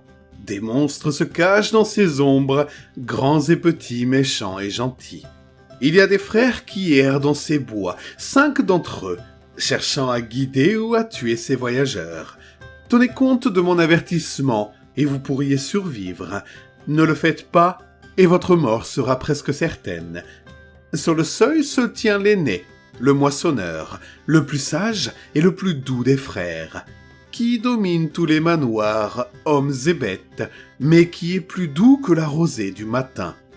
Vous connaissez peut-être le moissonneur, qui pénètre dans les bois au crépuscule, qui cultive les champs pendant que nous dormons, et revient avant l'aube. Oui, le moissonneur a apporté la bonne fortune à notre pays, mais ne vous laissez pas tromper les enfants, car il n'offre aucune protection. Il n'ose pas croiser ses frères, car ses frères ne sont pas les siens. Un lien de sang qui ne doit jamais être brisé entre deux. Tout ce qu'il offre, c'est sa sagesse et ses conseils, car c'est tout ce qu'il peut donner avant que vous ne vous sépariez. Mais prenez ses paroles à cœur et n'oubliez jamais, car les 4 autres bêtes ne sont pas aussi gentilles. Prenez garde à ceux qui vous entourent, mes petits, car le frère le plus féroce vous poursuit. Le traqueur tapit dans les arbres et les arbustes, chassant les proies qui errent dans ces bois. Oui, méfiez-vous du traqueur, car il n'a aucune pitié, comme la lionne qui veille sur ses petits, ou les frelons et les abeilles qui protègent leurs ruches. Il se nourrit d'une abominable agressivité, plus féroce que le feu de l'enfer. Quand j'étais jeune, nous ne savions pas grand-chose de ces bêtes. Nous pensions qu'elles n'étaient que cela, des bêtes. Pour nous, elles étaient sans esprit et animal dans leur nature, et nos actions étaient en accord avec cela. Mon père a rassemblé beaucoup de nos hommes pour la chasse, pour tuer ces monstruosités qui affligeaient nos peuples. Je suis encore hanté par leurs lamentations qui s'estompent dans la nuit. Ma mère en pleurs, m'a pris dans ses bras et a cherché à me protéger. Au matin, nos yeux se sont posés sur le sillage de la chasse. Les peaux des hommes s'étaient assemblées en une effroyable bannière, étendue le long des arbres, dans le soleil levant, exposée à tout notre peuple. Le titre de leur tueur inscrit sur la chair de mon père et de ses hommes. C'est vrai. La survie n'est pas garantie avec cette rencontre, mais ce n'est pas incroyable, car il y a un moyen. Vous devez courir, les enfants, courir vite et loin. Courez et regardez devant vous, car derrière, c'est la mort assurée. Cette bête est assoiffée de sang et presque implacable. Sa poursuite ne se terminera que par l'un des deux moyens suivants. Le premier, c'est que sa chasse s'avère fructueuse. Le second, sa proie tombe sur un autre parent. La troisième bête. Oui, assoiffée de sang, mais pas le moins du monde stupide. Pour une fois, vous êtes en compagnie de son jeune frère. Vous n'êtes plus sa proie, mais l'invité du sculpteur, le plus vaniteux des 5 frères et sœurs Bruto. Contrairement à son frère avant lui, le traqueur, le sculpteur est plus cordial en présence d'étrangers. Il apparaît même à beaucoup comme une créature au grand cœur. Il semble élégant et humble de nature. Mais vous n'êtes pas à l'abri du danger, les enfants. Bien que le sculpteur semble avoir le cœur pur, il est vraiment obsédé par lui-même et facilement offensé. De chaque invité, il n'exige rien de moins que sa glorification absolue. Une fois que vous êtes en sa présence, il n'y a pas de départ anticipé. Vous êtes son invité jusqu'à ce qu'il se lasse de votre compagnie. Et il s'amuse avec des mélodies de mots flatteurs et d'éloges. Qu'il s'agisse de son apparence, de ses talents ou même de ses dons artistiques. Comme son nom l'indique, le sculpteur se distingue surtout par son art de la sculpture. Il passe d'innombrables heures à mouler, sculpter, ciseler. Et qu'en est-il de ces matériaux, demanderez-vous, chers enfants ? Eh bien, parfois du bois, d'autres fois de l'argile, et quelquefois des invités indisciplinés. Ce qui me rappelle l'histoire d'un chasseur de notre village, qui respirait la confiance, osant relever n'importe quel défi. Pour lui, les 5 bêtes de la forêt de Bry n'étaient que cela, un défi qu'il cherchait à relever. Au seuil de la forêt, il croisa le moissonneur, qui sentait la détermination du chasseur. Il lui demanda de reconsidérer sa décision.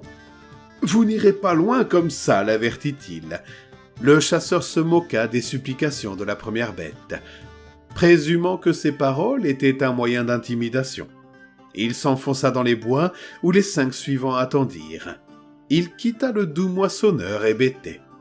Les jours passèrent, puis les semaines, puis les mois. Et il n'y avait aucune preuve du retour du chasseur. Beaucoup se demandaient ce qu'il était advenu de lui, mais j'étais le seul à être déterminé à chercher la vérité.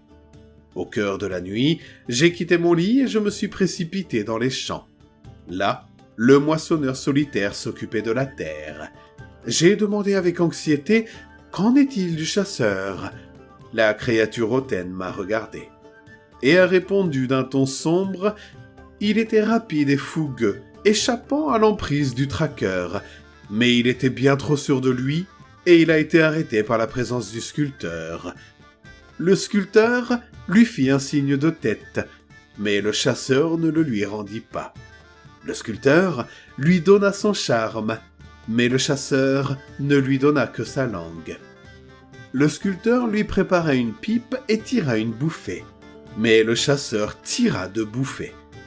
Le sculpteur lui prépara du thé et prit une cuillerée de sucre, mais le chasseur prit 2 cuillerées. Le sculpteur lui prépara un festin, mais le chasseur ne le remercia pas. Le sculpteur lui offrit un cadeau, mais le chasseur exigea davantage. Le sculpteur fut ébranlé, mais le chasseur resta odieux. « Mais qu'est-il devenu ?» j'ai insisté. Et le moissonneur a tiré de sa peau une petite effigie cramoisie. Pour le sculpteur, la compagnie du chasseur était atroce. Il soupira, me donnant la sculpture. Pour le chasseur, la sienne a été décuplée. Et sur ce, nous n'avons plus parlé du sujet. Laissez votre confiance à la maison, les enfants, car c'est erreur qu'a commise le chasseur. Vous devez être timide et respectueux, ou vous serez modelé dans sa prochaine pièce. Si la soirée est satisfaisante, vous serez autorisé à partir, seulement pour continuer plus profondément dans les bois. La confrontation avec la 4e bête, cependant, peut être évitée. Il suffit de se battre contre l'odeur du gingembre et de la cendre. Bien que, comme le rôdeur, il puisse vous trouver à la place. Le brasseur, le plus débauché des 5, une brute trébuchante, maladroite et ivre, cherchant à se faire plaisir avec un festin somptueux. Il offre à tous les voyageurs des boissons breuvages, une concoction trompeuse conçue pour tenter n'importe quel mortel. Il les attire avec un parfum céleste qui est presque irrésistible. Mais vous devez résister, garçons et filles. Ne prenez pas part à la boisson. Vous ne pouvez pas vous laisser séduire. Avec seulement une goutte de l'âle répugnante, vous tomberez dans un repos éternel. Et lorsque vous êtes exposé et sans défense, le brasseur fait connaître ses véritables intentions. Il dévore sa proie sans méfiance, loutement et douloureusement petit à petit. Votre volonté doit être bien plus grande pour surmonter cet attrait. C'est la seule chose qui vous sépare de la vie et de la mort. Le brasseur ne peut pas vous forcer à boire dans sa tasse. Ne buvez pas à petite gorgée. Ne goûtez pas au breuvage du brasseur. Vous avez beau essayer, vous ne devez pas succomber. Accrochez-vous et persistez, car vous devez retrouver vos repères pour ce qui vous attend. Le 5e et dernier fils de Brywoods, le gâté. Avec des rires comme des sanglots et des sanglots comme des rires. Il glisse sur le sol de la forêt comme une véritable vermine, comme une ignoble vermine. Poussé par un désir tourmenté de posséder ce que les autres possèdent, il fera tout ce qui est imaginable pour l'acquérir. Le sale gosse gâté des bois traque ses errants, connaissant ce qui leur est le plus précieux à ce moment. Et il ne vous donnera qu'une seule chance de décider, avec seulement 2 options à choisir de votre côté. Vous pouvez lui remettre ce qu'il exige de votre plein gré, et il vous laissera vous échapper dans les bois. Ou vous pouvez choisir de refuser, et il vous soulagera dans la mort pas une fois. Vous ne verrez pas beaucoup d'étrangers dans notre village, et cela est dû au gâté. Lorsque le gâté fait connaître sa présence, on tente de lui résister et on subit un sort terrible. Une jeune étrangère a réussi à s'échapper vers la sécurité de notre village. Elle a échappé aux bêtes qui l'auraient sûrement arrêtée. Elle se remémora l'histoire glaçante de sa survie et de l'horreur de sa rencontre avec le gâté. Son peuple errait sur les terres depuis longtemps, et il cherchait un nouveau foyer en période de famine. À la recherche d'une terre précieuse qui les attendrait de l'autre côté, ils s'enfoncèrent dans les bois traîtres de Bry. Il ne fallut pas longtemps avant qu'il ne soit rencontré par le plus jeune frère des bois. Il était au courant des nombreux biens et objets de valeur qu'ils avaient apportés au cours de leur voyage. Il exigea de chacun d'eux ce qu'il prétendait être sien, ou ils ne voyageraient pas plus loin. Mais ils étaient bien trop naïfs pour se soumettre à lui, et cherchèrent plutôt à le tuer. La bête tint bon face à leurs hommes, mais elle fut bientôt submergée par leur grand nombre. Le gâté cria désespérément alors qu'il allait sûrement périr. Mais alors un violent coup de tonnerre se fit entendre dans les bois. Et férocement, ses 4 frères sortirent des bois. Le brasseur, le sculpteur, le traqueur et le moissonneur. Avec des intentions courroucées, ils frappèrent férocement, abattant ceux qui faisaient du mal à leurs petits frères sans défense. Une seule échappa à l'assaut, la jeune étrangère, qui se cacha dans le tronc d'un saule pleureur, regardant son peuple se faire tuer, piller et dévorer. Puis, elle s'est éclipsée dans notre village pendant que les 5 frères se prélassaient dans leur victoire. Mais vous voyez, les enfants, son histoire ne s'arrête pas là, car son arrivée a apporté plus de problèmes que de bienfaits. Le moissonneur n'a pas labouré les champs depuis longtemps, et notre récolte a cessé de croître, nous laissant mourir de faim. Les frères de Brywoods sont méprisés et nous demandent réparation. Que mal avons-nous fait? Nous avons volé ce qui appartient aux gâtés. Ce soir, mes enfants, nous expirerons nos péchés, et nous rendrons ce que nous avons si bêtement pris. Ce soir, 12 enfants, dites-nous une prière, car ce soir, les enfants, nous allons dans les bois.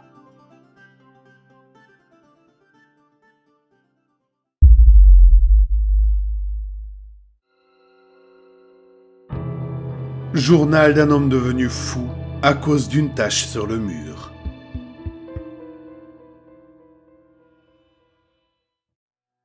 « 30 juin. Le vide que mes parents ont laissé derrière eux depuis leur mort a lentement commencé à me consumer tout entier.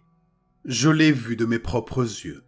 Mes parents dans une voiture écrasée sous un pétrolier, suivie d'une explosion colossale. Il ne restait plus grand-chose de cet accident. C'était il y a exactement 5 mois et 12 jours, et bientôt les murs humides de ma maison me hantèrent. Chaque coin mal entretenu, chaque objet jeté, chaque parcelle de la maison me rappelait des temps heureux. Je m'imaginais entendre ma mère fredonner dans la cuisine ou mon père rire dans le salon. Mon récent deuil me mettait les nerfs en pelote. Je n'ai pas de relation à entretenir, pas de promesses à tenir. Je n'avais que mon travail de 12 heures, avec toutes ces heures supplémentaires pour lesquelles j'étais payé.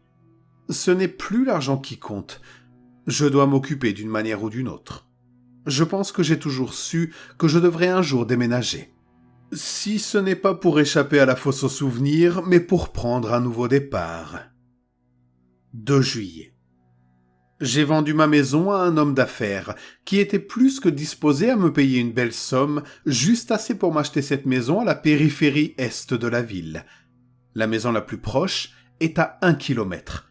Je pensais que l'achat d'une maison à la campagne m'obligerait à faire 1 heure de route supplémentaire pour me rendre en ville.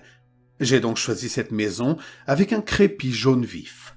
La couleur me semblait gaie, et j'espère qu'elle m'aidera à me débarrasser de mon ancienne maison et de tous les souvenirs qu'elle abritait. La maison elle-même semble agréable et les environs sont paisibles. Je voulais trouver la paix. Je pense que je vais trouver la paix ici. 4 juillet. J'aime cette maison. Elle est chaude et confortable.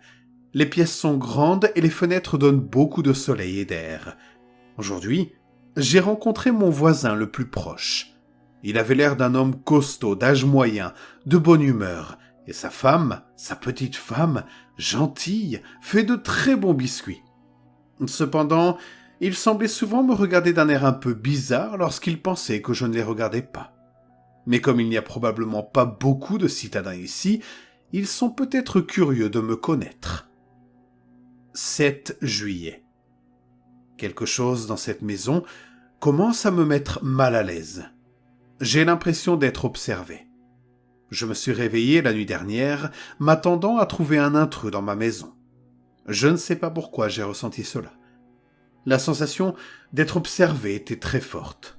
L'air était devenu particulièrement dense et froid. Il me fallait un effort pour respirer. Je pense que je suis juste paranoïaque. C'est nouveau pour moi après tout. Je ne peux que me sentir mal à l'aise après avoir vécu si longtemps en ville. Les nuits deviennent trop calmes à mon goût. Mais bon. 8 juillet. Je me suis encore réveillé cette nuit. Je me sentais mal à l'aise. L'air était lourd. C'était différent, presque faux. J'ai allumé ma lampe. Tout avait l'air normal à la lumière. La sensation s'est dissipée. 9 juillet. Aujourd'hui, j'ai découvert une décoloration dans le plafond jaune, juste au-dessus de mon lit. Le plâtre s'était quelque peu effacé à un endroit. Il avait l'air humide. Il y a peut-être eu un problème de plomberie? Je dois demander à un plombier de venir jeter un coup d'œil. 11 juillet. J'ai demandé à un plombier de venir jeter un coup d'œil il y a quelques jours, mais il n'y a rien d'anormal. Même la décoloration n'était pas là. Mais cette nuit-là, J'ai constaté que la décoloration était revenue.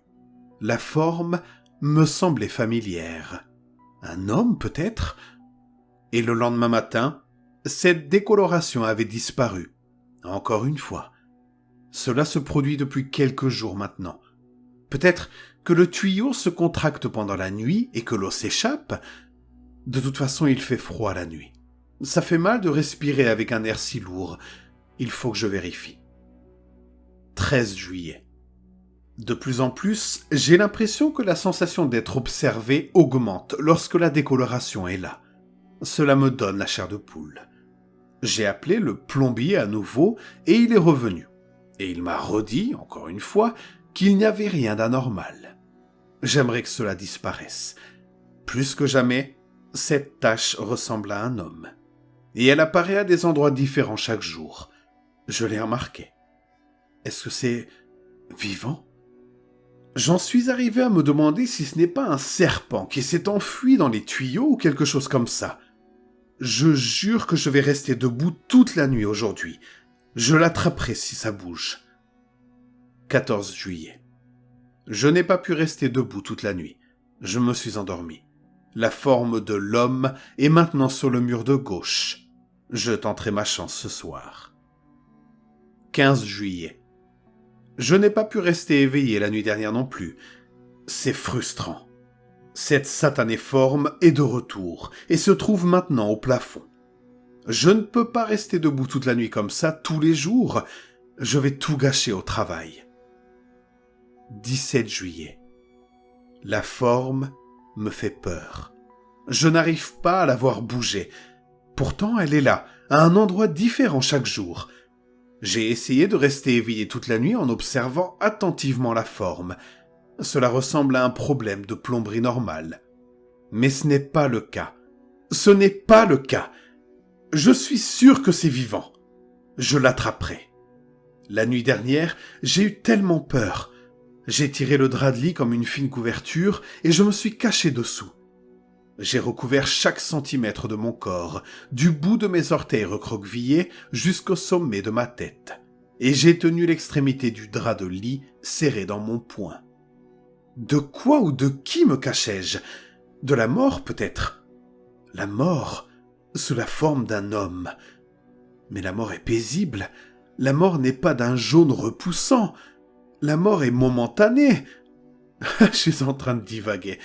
Peut-être que ce que j'ai vécu était une terreur du sommeil ou quelque chose comme ça. Je vais vérifier. Il faut que je dorme. Mon Dieu, j'ai tellement sommeil. 20 juillet. Chaque nuit, chaque maudite nuit, je suis tiré de mon sommeil pour découvrir la décoloration à différents endroits et dans différentes positions de ma chambre. Je déteste cela. Je ne peux plus dormir. Il semble que la décoloration, enfin l'homme, choisissait dans le vaste jaune un endroit, n'importe quel endroit, pour me persécuter, me torturer avec des sensations de malaise et de terreur. Et je me suis senti obsédé par cette couleur. Que me disait exactement l'homme dans le mur ? Qu'est-ce que je lui devais et qu'est-ce qu'il me devait ? Je n'ai confié à personne mes expériences concernant les courses nocturnes de l'homme au plâtre. Mes collègues pensent que je souffre d'insomnie chronique. L'un d'eux m'a même proposé une semaine de congé. Quelle plaisanterie ! C'est le moins que je puisse souhaiter. Plus je restais à l'écart, moins j'y pensais. C'est horrible de rentrer à la maison avec cette entité qui, j'en suis sûr, était malveillante. Je vais appeler un prêtre. Oui, je vais appeler un prêtre. 23 juillet. Aujourd'hui, alors que je m'enfuyais frénétiquement de chez moi et que j'atteignais mon bureau, palpitant, mon patron m'a appelé dans son bureau. Il m'a dit que j'avais besoin de repos. Ce mot m'a désespéré. Je l'ai supplié, mais son ton s'est durci et il m'a dit qu'un homme plus méritant et plus fructueux devrait recevoir l'argent que je retire du bureau chaque mois sans contribuer de manière significative à l'entreprise. Dans ma panique et ma frustration, je crains de lui avoir crié dessus. Il m'a regardé comme si j'étais fou. 2 agents de sécurité m'ont forcé à quitter le bureau et un autre a mis ma valise à la porte avec moi. J'ai pensé ne jamais revenir à la maison. Mais où pourrais-je aller? Suis-je fou? Non, mais non, je ne le suis pas. Je sais que je ne le suis pas. 24 juillet. Je les ai vus. Je le jure, je vous le jure, j'ai vu mes parents. C'étaient eux, avec des corps mutilés, des épaules disloquées, des jambes détachées et des coups brisés sur des crânes fissurés et des visages maculés de sang. Je n'ai jamais rien vu de plus horrible. J'ai cligné des yeux et ils avaient disparu. Mais je les sens, ils sont dans les murs, ils sont partout. Non, ça ne peut pas être une hallucination due à la boisson. Je sais ce que j'ai vu, je sais que je ne suis pas fou. Mais oui, ils veulent que je les rejoigne dans les murs. C'étaient mes parents et ils étaient ici, je ne suis pas fou. J'ai levé mon regard vers le plafond pour constater que l'homme avait disparu. La décoloration avait disparu comme si elle n'avait jamais été là. Je jure que cette fois, je l'attraperai si elle réapparaissait. Je sais qu'elle m'observe, je sais qu'il m'observe. Je dois prouver que je ne suis pas fou. 25 juillet. La décoloration a bougé. Elle a bougé, elle a bougé, elle a bougé. Je l'ai vu bouger. Je vous jure que je l'ai vu bouger. 26 juillet. Ne peut pas écrire. Ongles cassés. Griffer le mur. J'ai griffé le mur. Lol. Boisson et mur. Griffer, griffer. Rentrer à la maison. Il n'y avait pas d'autre entrée dans le journal que la police avait trouvé. L'inspecteur s'est arrêté de lire. La dernière page était couverte de taches de sang. Il s'agit d'une œuvre littéraire singulière. Il regarde autour de lui les murs jaune pâle. Un pan de mur entier était rayé et le plâtre manquait. Du sang était étalé partout. Il supposa qu'il provenait des ongles cassés. L'inspecteur pense que le pauvre homme a dû devenir fou. Le corps de l'homme a été retrouvé allongé à moitié dans le mur et à moitié hors du mur. Son visage était bleu et il semblait étranglé. Il n'y avait pas d'abrasion sous-cutanée ni rien de ce genre.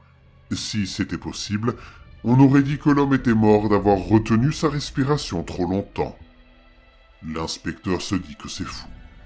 En se levant pour partir, il remarqua une décoloration humide au plafond, mais ce n'était que la plomberie. L'inspecteur quitte les lieux et l'affaire se termine.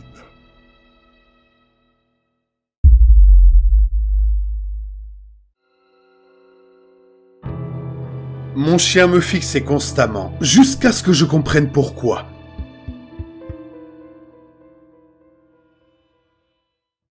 Mon chien n'arrête pas de me fixer. Cela semble être un problème insignifiant, je sais. Il suffit de l'ignorer, de lui bloquer la vue ou de changer de place. Mais après des semaines et des semaines, j'en ai eu assez. Et cette sensation de reptation sur votre peau, ce sentiment d'être observé, je vous garantis que vous en auriez assez vous aussi. C'est un petit chien, une petite race mixte nommée Ruby que j'ai ramassé par hasard un après-midi.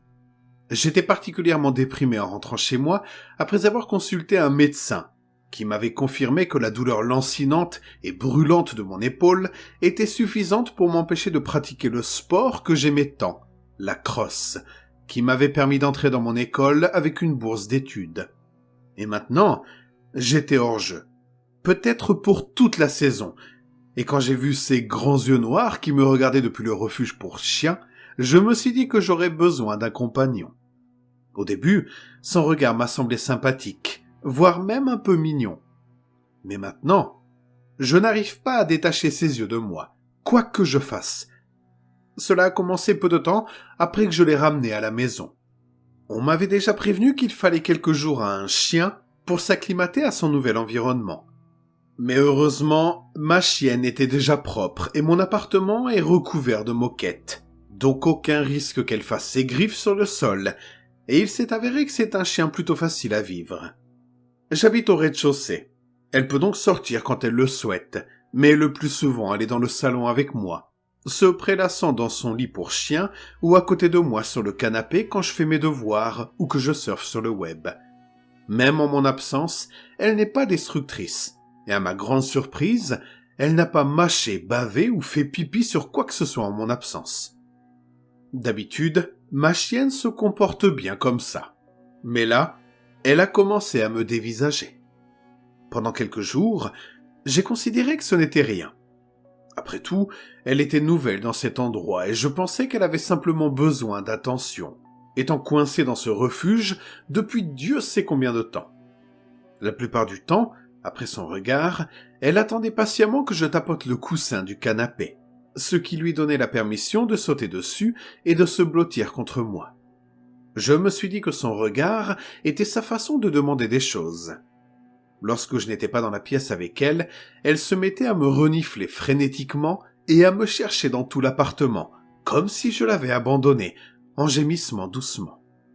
Le bruit a commencé à m'énerver, et j'ai commencé à l'envoyer dehors. L'appartement n'avait pas de grande cour, mais elle était clôturée d'une taille convenable pour un petit chien, alors je la laissais sortir et courir. Au début, c'est ce qu'elle faisait. Elle se roulait sur le dos, faisait ses besoins, donnait des coups de patte dans l'herbe et tout ce que les petits chiens font habituellement. Mais tôt ou tard, je la trouvais à quelques centimètres de la porte coulissante, ses grands yeux mouillés me suppliant de la laisser rentrer. Et c'est ce que je faisais avec un certain malaise. Elle semblait passer de moins en moins de temps dehors, ne l'utilisant que pour faire ses besoins, et voulait passer de plus en plus de temps avec moi. Je n'ai jamais aimé le sentiment d'être observé, aussi loin que je me souvienne. J'ai toujours détesté avoir cette sensation maladive et effrayante de ne pas être seul. Et même lorsqu'elle était dans l'autre pièce, je jure que je la sentais. Ses gémissements se transformaient en petits cris plaintifs et en petits hurlements de chien dès que j'étais hors de sa vue. Comme je l'ai dit, je vis ici tout seul et j'ai essayé de ne pas m'en préoccuper, même lorsqu'elle a cessé de dormir au pied du lit pour s'installer pratiquement tout contre moi. Même lorsque j'étais allongé et que j'essayais de dormir, elle ne cessait de me fixer. J'ai pensé que ses anciens propriétaires avaient peut-être été violents, ou qu'ils ne lui avaient pas montré d'affection. Lorsque je l'ai emmenée se faire vacciner, j'ai même posé la question à la vétérinaire, mais elle a répondu qu'il s'agissait d'un comportement normal chez un chien, peut-être juste un peu plus collant que la plupart des chiens. « Je pense qu'elle veut simplement être proche de vous », m'a dit la véto. « Beaucoup de chiens regardent fixement, ce n'est pas rare. » Elle avait peut-être raison. Le Golden Retriever de la salle d'attente semblait lui aussi me fixer sans relâche. Comme je l'ai dit, je n'aimais pas cette sensation. J'ai donc essayé d'accepter que certains comportements canins puissent être bizarres de cette façon. Et pourtant, au fil du temps, je n'ai pas pu me défaire du sentiment que le regard était devenu plus intense, d'une certaine manière, comme si elle me regardait profondément. C'est là que j'ai commencé à m'agacer. Bien sûr, ce n'est qu'un chien, mais pourquoi a-t-elle besoin de me regarder sans cesse comme ça ? Peu importe qu'elle soit à l'autre bout de la pièce ou juste à côté de moi sur le canapé. Ses yeux géants à l'air triste me transperçaient de part en part. C'était déconcertant. J'ai commencé à me déplacer, à positionner mon ordinateur portable de manière à ce que je ne puisse pas la voir lorsqu'elle était par terre ou dans son lit de chien.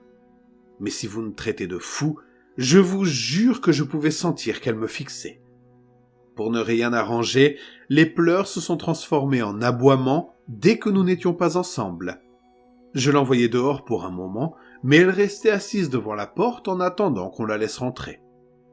Ce n'est pas que je ne me souciais plus de mon chien, mais je n'arrivais plus à me détendre de ses yeux constamment suppliants. J'ai donc décidé de l'ignorer délibérément. Je remplissais toujours ses bols d'eau et de nourriture, mais je la laissais sortir dans la cour et rentrer. Je lui laissais même une gâterie de temps en temps, mais autrement, je ne voulais pas être près d'elle. Le fait que je passais désormais beaucoup plus de temps à la maison n'a pas aidé. Regarder mon équipe universitaire jouer sans moi était devenu plus que pénible, et finalement, j'ai simplement cessé de me présenter. Le médecin a pensé qu'il s'agissait peut-être de la coiffe des rotateurs, et à part quelques exercices de kinésithérapie et du glaçage, il n'avait rien d'autre à faire. Ce n'était pas assez grave pour être opéré, mais pas assez pour que je reprenne la crosse, du moins pour l'instant. Et l'aspirine ne semblait pas y remédier. Alors non seulement j'étais souvent à la maison, mais je souffrais beaucoup quand mon épaule gauche a commencé à faire des siennes. Et il y avait ma chienne Ruby qui regardait fixement, comme si son but dans la vie était de m'énerver. La nuit dernière, j'en ai eu assez. « Sors de là !» ai-je crié en ouvrant la porte vitrée avec mon bras valide. Le chien a docilement trotté sur les marches et s'est assis. « Bien, reste là !»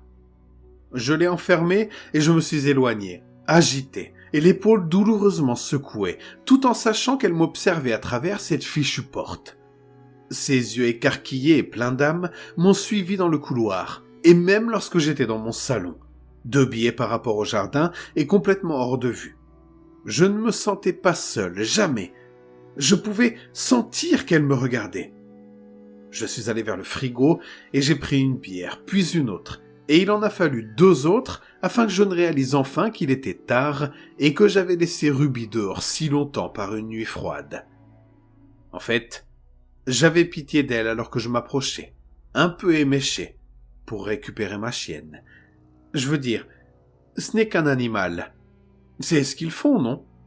Mais bien sûr, quand je suis arrivé, je l'ai trouvé en train de me regarder droit dans les yeux à travers la porte vitrée. C'était peut-être la bière, mais je pouvais jurer que ses yeux semblaient presque humains. Et il ne voulait pas arrêter de me fixer. J'ai ouvert la porte avec colère, si fort qu'elle a heurté le bord et a failli glisser en arrière. Et j'ai attrapé Ruby par le col, l'entraînant à l'intérieur et refermant la porte derrière moi. « Arrête ça, tu me comprends? Pourquoi tu me fixes toujours ?» Plus tard, quand j'ai dessoulé, j'ai réalisé à quel point tout cela avait dû paraître ridicule. Moi, criant des exigences d'ivrogne à un petit chien. Mais j'en avais complètement marre d'elle. Ses yeux m'ont répondu par un regard triste. C'était tout. « Tu dors ici ce soir, compris? C'est toi qui me fais faire ça !» Je l'ai pratiquement jeté dans la caisse en métal dur que j'avais achetée au refuge, garnie au fond d'une vieille couverture miteuse, dans laquelle je ne l'avais jamais fait dormir toute la nuit. Je savais qu'elle n'aimait pas la cage, mais j'en tirais une sorte de plaisir pervers, et elle poussa un gémissement malheureux lorsque je fermai la porte de la cage, ses yeux cherchant toujours à rencontrer les miens. J'ai ignoré ses cris occasionnels et je suis retourné à ma bière qui, à ma grande déception, n'a guère soulagé les douleurs aiguës de mon épaule. À ce rythme, je finirai probablement par retourner chez le médecin. Sachant que je devais passer devant sa caisse pour aller dans ma chambre, j'admets que j'ai temporisé un peu, rangeant la pièce et jetant les bouteilles vides. Mais finalement, j'ai dû faire face. Sans même jeter un coup d'œil à Ruby ou à la cage, j'ai traversé le couloir, fermé la porte de ma chambre et je me suis installé avec précaution dans mon lit. Peut-être que j'avais eu tort de prendre un chien après tout. Il faudrait que je réfléchisse davantage à la question quand je serai sobre et que j'aborde le problème le lendemain matin. Et peut-être qu'avec une autre visite chez le vétérinaire tout changerait. Peut-être que ma chienne était simplement malade. Je veux dire, je n'ai aucune idée de la raison pour laquelle un chien agirait de la sorte. Ruby a jeté un coup d'œil du mieux qu'elle a pu dès que son maître est entré dans son champ de vision. Mais son humain semblait chancelant et mécontent d'elle. Lorsqu'ils entrèrent dans la cuisine en traînant les pieds, elle gémit doucement et se recula vers le coin de sa cage. Son maître ne prit même pas le temps de la regarder. L'entité derrière son maître, par contre, l'a fait. Ruby essayait toujours de l'abattre de l'œil, de lui faire laisser son maître tranquille, mais l'entité ne faisait qu'enfoncer sa griffe plus profondément dans son épaule et resserrer son emprise. C'est ainsi que l'entité écarta les lèvres noires et rugueuses de son visage et montra au chien des rangées de dents d'aiguilles souriantes, se plaçant comme elle le faisait toujours, juste derrière son maître. Cette histoire raconte la descente progressive d'un jeune homme dans un état de malaise profond causé par le comportement étrange de son chien, Ruby. Adopté à un moment difficile de sa vie, Ruby devient un compagnon fidèle, mais un peu trop. Elle ne cesse de fixer son maître nuit et jour sans jamais détourner les yeux. Ce regard constant et presque humain finit par perturber profondément le narrateur, déjà isolé et souffrant à cause d'une blessure à l'épaule. Ce qui semblait n'être qu'un attachement excessif cache en réalité une vérité glaçante. Ruby ne regarde pas son maître, mais quelque chose derrière lui. Une entité malveillante, invisible à l'œil humain, s'est accrochée au narrateur et s'enfonce chaque jour un peu plus en lui, prenant probablement le contrôle de son corps ou de son esprit. Le chien tente désespérément de le protéger ou de le prévenir, mais ne peut que regarder, impuissant, la créature s'installer durablement dans leur quotidien. Le twist final, raconté du point de vue de Ruby, révèle que le vrai monstre n'a jamais été le chien, mais ce parasite surnaturel, silencieux, tapis juste derrière, toujours présent, toujours souriant. Ils voulaient juste une photo. Ils ont trouvé bien pire.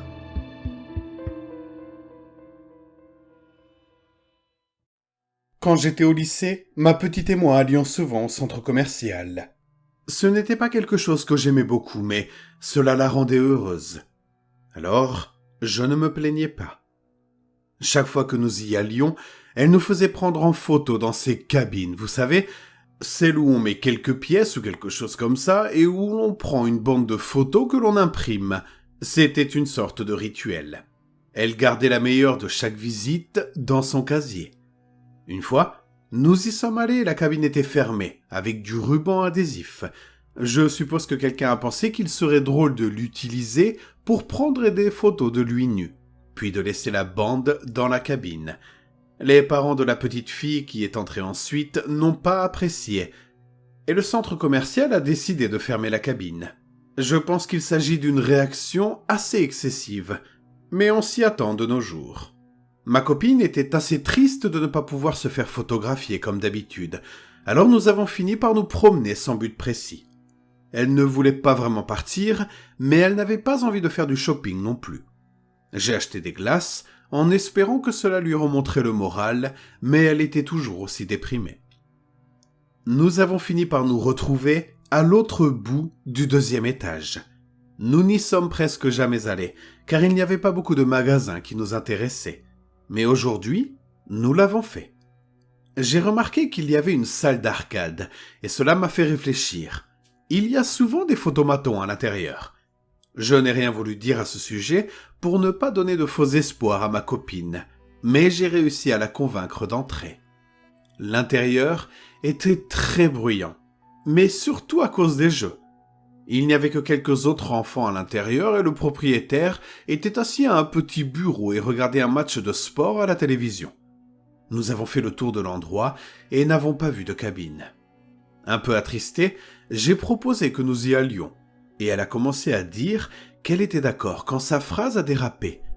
J'ai regardé là où elle regardait, et dans un coin, il y avait une machine avec l'inscription « Photo développée instantanément » qui dépassait d'un des jeux. Nous avons failli nous précipiter dessus, mais nous avons été découragés de constater qu'elle aussi était fermée par du ruban adhésif. Ma copine était vraiment triste et a suggéré que nous quittions le centre commercial. Je détestais la voir dans cet état et je me suis dit « Tu sais quoi ?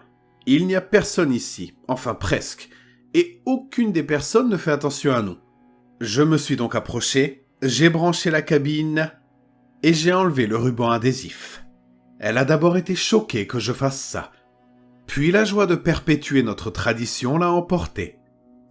Une chose qui était incroyablement évidente à propos de cette machine est qu'elle était beaucoup plus vieille que celle où nous allions d'habitude. Elle était en piteux état, abîmée. Elle n'avait pas de menu à écran tactile et ne coûtait que 10 centimes par bande. Nous avons décidé de faire 2 bandes car c'était toujours moins cher qu'une de nos bandes normales. Nous avons inséré les pièces de monnaie, puis le système a pris nos photos. Lorsque la dernière a été prise, nous avons regardé, et nous avons vu qu'il n'y avait pas de fente pour les imprimer à l'intérieur. C'était bizarre, mais j'imagine qu'à l'époque où cette machine a été fabriquée, on n'a pas pensé à imprimer à l'intérieur. Nous sommes donc sortis, avons regardé sur les côtés de la cabine et avons trouvé les photos. Il n'y avait pas beaucoup de lumière à l'intérieur de la salle d'arcade, alors ma copine les a prises et nous sommes sortis pour mieux les voir quand nous avons réalisé quelque chose. Il n'y avait plus de son. Tous les jeux fonctionnaient, mais c'était comme si quelqu'un avait appuyé sur le bouton muet. Cela a donné la chair de poule à ma copine, et j'avoue que j'ai été très troublé moi aussi. Nous avons donc marché un peu plus vite vers la sortie, mais nous ne l'avons pas trouvée. Chaque coin que nous prenions nous conduisait à une nouvelle rangée de jeux d'arcade avec des lumières clignotantes et aucun son. Nous étions tous les deux en train de paniquer, mais j'ai réussi à être assez rationnel pour me dire que si je grimpais sur l'une des cabines, je pourrais avoir une vue de la salle. Je me suis rapproché d'une d'entre elles et j'ai demandé à ma copine de me soutenir un peu pendant que j'y grimpais. Une fois en haut, j'ai vu que nous étions allés plus loin dans la salle d'arcade. La sortie était de l'autre côté. Je le lui ai dit et elle s'est un peu calmée. J'ai essayé de descendre du jeu quand j'ai cru que quelque chose me frôlait la main. J'ai crié et je suis tombé. Ma copine a essayé de me rattraper, mais je l'ai projetée dans la machine et je suis tombé par terre.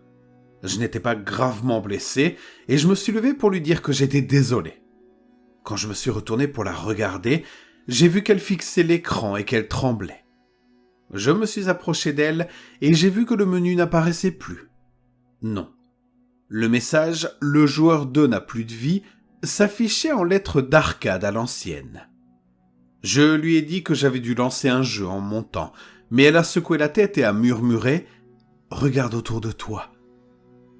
Tous les jeux affichaient les mêmes mots. Cela nous a vraiment fait peur, alors nous avons commencé à courir en direction de la sortie. Nous avons fait des tours et des tours de jeu, et il semblait que nous avions couru bien trop longtemps pour avoir parcouru une distance inférieure à celle contenue dans un magasin d'un centre commercial. Mais maintenant, nous pouvions le voir. 7 rangées de jeux devant nous, s'élevant au-dessus d'eux, se trouvait le panneau de sortie.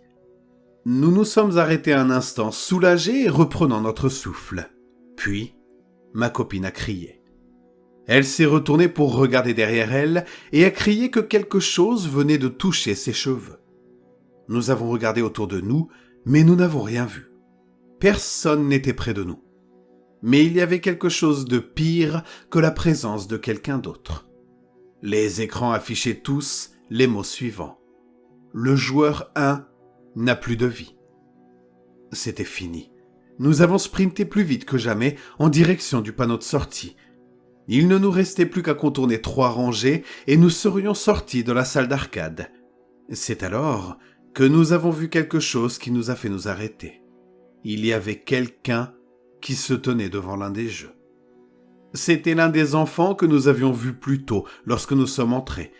J'ai reconnu les vêtements, même si je n'avais pas fait attention à lui auparavant. Il était là, debout, en train de jouer à un jeu. Une fois passé le choc de voir quelqu'un d'autre, j'ai pensé que je devais l'appeler. « Hé, mec !» Ma copine m'a attrapé le bras et m'a fait taire. « Ne le fais pas !» m'a-t-elle chuchoté à l'oreille. « Pourquoi pas? Qu'est-ce qu'il y a ?»« Il y a quelque chose qui ne va pas. Allez, on continue, on est presque à la fin. » Nous sommes donc passés à côté du gamin en serrant l'autre côté de la rangée de jeux. Quelque chose ne semblait pas aller chez lui, à la lueur des lumières. J'ai arrêté de marcher et je l'ai regardé. Ma copine m'a supplié de continuer, mais je devais comprendre ce qui n'allait pas. J'ai fait quelques pas de plus et j'ai compris. Il avait les mains sur les commandes, le jeu fonctionnait, mais il ne bougeait pas du tout. Je me suis approché de plus en plus pendant que ma copine pleurait et me suppliait de revenir auprès d'elle. Je me suis approché de lui, je lui ai touché l'épaule et j'ai frissonné à cause du froid glacial. Je lui ai demandé s'il allait bien et je me suis approché de lui pour voir son visage. Il avait la gorge tranchée et sa peau était blanche comme du papier. J'ai crié si fort et si intensément que je me suis fait mal à la voix. Je me suis retourné vers ma copine et j'ai commencé à courir vers elle, quand j'ai vu que quelqu'un tenait une main sur sa bouche et un couteau sous sa gorge. Je ne pouvais pas voir le visage, mais les mains de la personne ressemblaient à celles d'un homme. Je lui ai crié « Laisse-la partir !» Il m'a répondu par un rire profond et gargouillant. J'ai essayé de m'élancer vers lui pour éloigner le couteau de sa gorge, mais je n'ai pas été assez rapide. Il l'a ouverte d'un seul geste fluide. Le sang a giclé sur moi et je suis resté figé en état de choc. Il a laissé tomber le corps et a porté le couteau à son visage. Il était encore plongé dans l'obscurité, mais j'ai vu une langue sortir et lécher le couteau. Cette langue n'était pas humaine. Elle ressemblait plutôt à celle d'une girafe, longue et fine. Je pleurais maintenant et je n'arrivais plus à réfléchir. Puis, il m'a montré du doigt et m'a dit « Toi, t'attends, t'es le prochain ». Sa voix était horrible. On aurait dit deux pierres rugueuses que l'on traîne l'une contre l'autre. Mais ce qui a suivi était encore pire.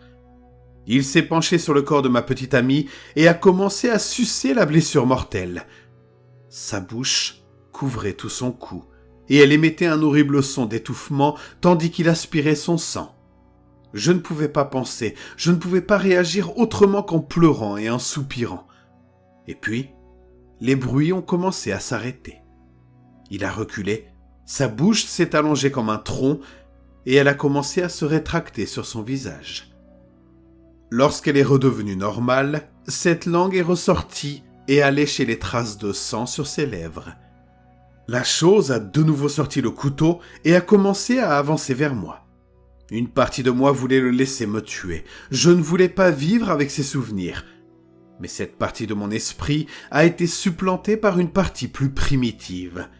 L'adrénaline s'est répandue dans mon corps et j'ai couru. Je ne savais même plus ce qui se passait. Je courais, c'est tout. D'une manière ou d'une autre, j'ai réussi à atteindre la sortie. En courant, j'ai vu le propriétaire toujours assis devant sa télévision désormais vide et une partie encore active de mon esprit a réalisé que sa peau était beaucoup trop pâle et qu'une ligne noire courait le long de son cou. Mais j'ai compris tout cela dans les quelques secondes qui ont précédé l'explosion de la porte et la course vers une femme à l'extérieur de la salle d'arcade. J'ai crié frénétiquement, la suppliant d'appeler la police, les secours, n'importe qui. Elle a crié aussi. D'abord parce que j'avais l'air fou, puis j'ai réalisé que j'étais couvert de sang. Le sang de ma propre petite amie. La sécurité a fini par arriver et la femme leur a dit que je venais de l'intérieur de la salle d'arcade. L'un des mecs de la sécurité est resté avec moi et les deux autres sont entrés. Ils sont ressortis et ont dit à l'homme qui était avec moi de me menotter pendant qu'il contactait la police. Ce qu'ils ont trouvé, c'est le corps de ma petite amie, égorgé et vidé de son sang. Je m'y attendais. Je l'avais vu mourir. Ce à quoi je ne m'attendais pas, c'est que son corps soit le seul. Je ne m'attendais pas non plus à ce qu'on le trouve dans le photomaton. Mais le pire, l'élément de preuve que je ne pourrai jamais comprendre, la raison pour laquelle mon esprit a été brisé au point que j'ai été considéré comme incompétent pour le procès, ce sont les deux bandes de photos trouvées dans le photomaton avec elle. Elle me montrait en train de lui trancher la gorge. Aujourd'hui, je passe mes journées à prendre des médicaments dans un hôpital psychiatrique. Mais parfois, je fais croire aux médecins que j'ai pris mes médicaments, ce qui me permet de réfléchir un peu. Et je repense toujours à ce jour-là. Et j'ai une idée à ce sujet. Je pense qu'un jour, quelqu'un d'autre entrera dans cette salle d'arcade. Cette personne la trouvera vide, à l'exception du propriétaire assis à regarder un match de sport, de quelques enfants jouant à des jeux, et d'une belle fille assise seule dans un photomaton. Et je me demande si cette personne quittera un jour la salle d'arcade.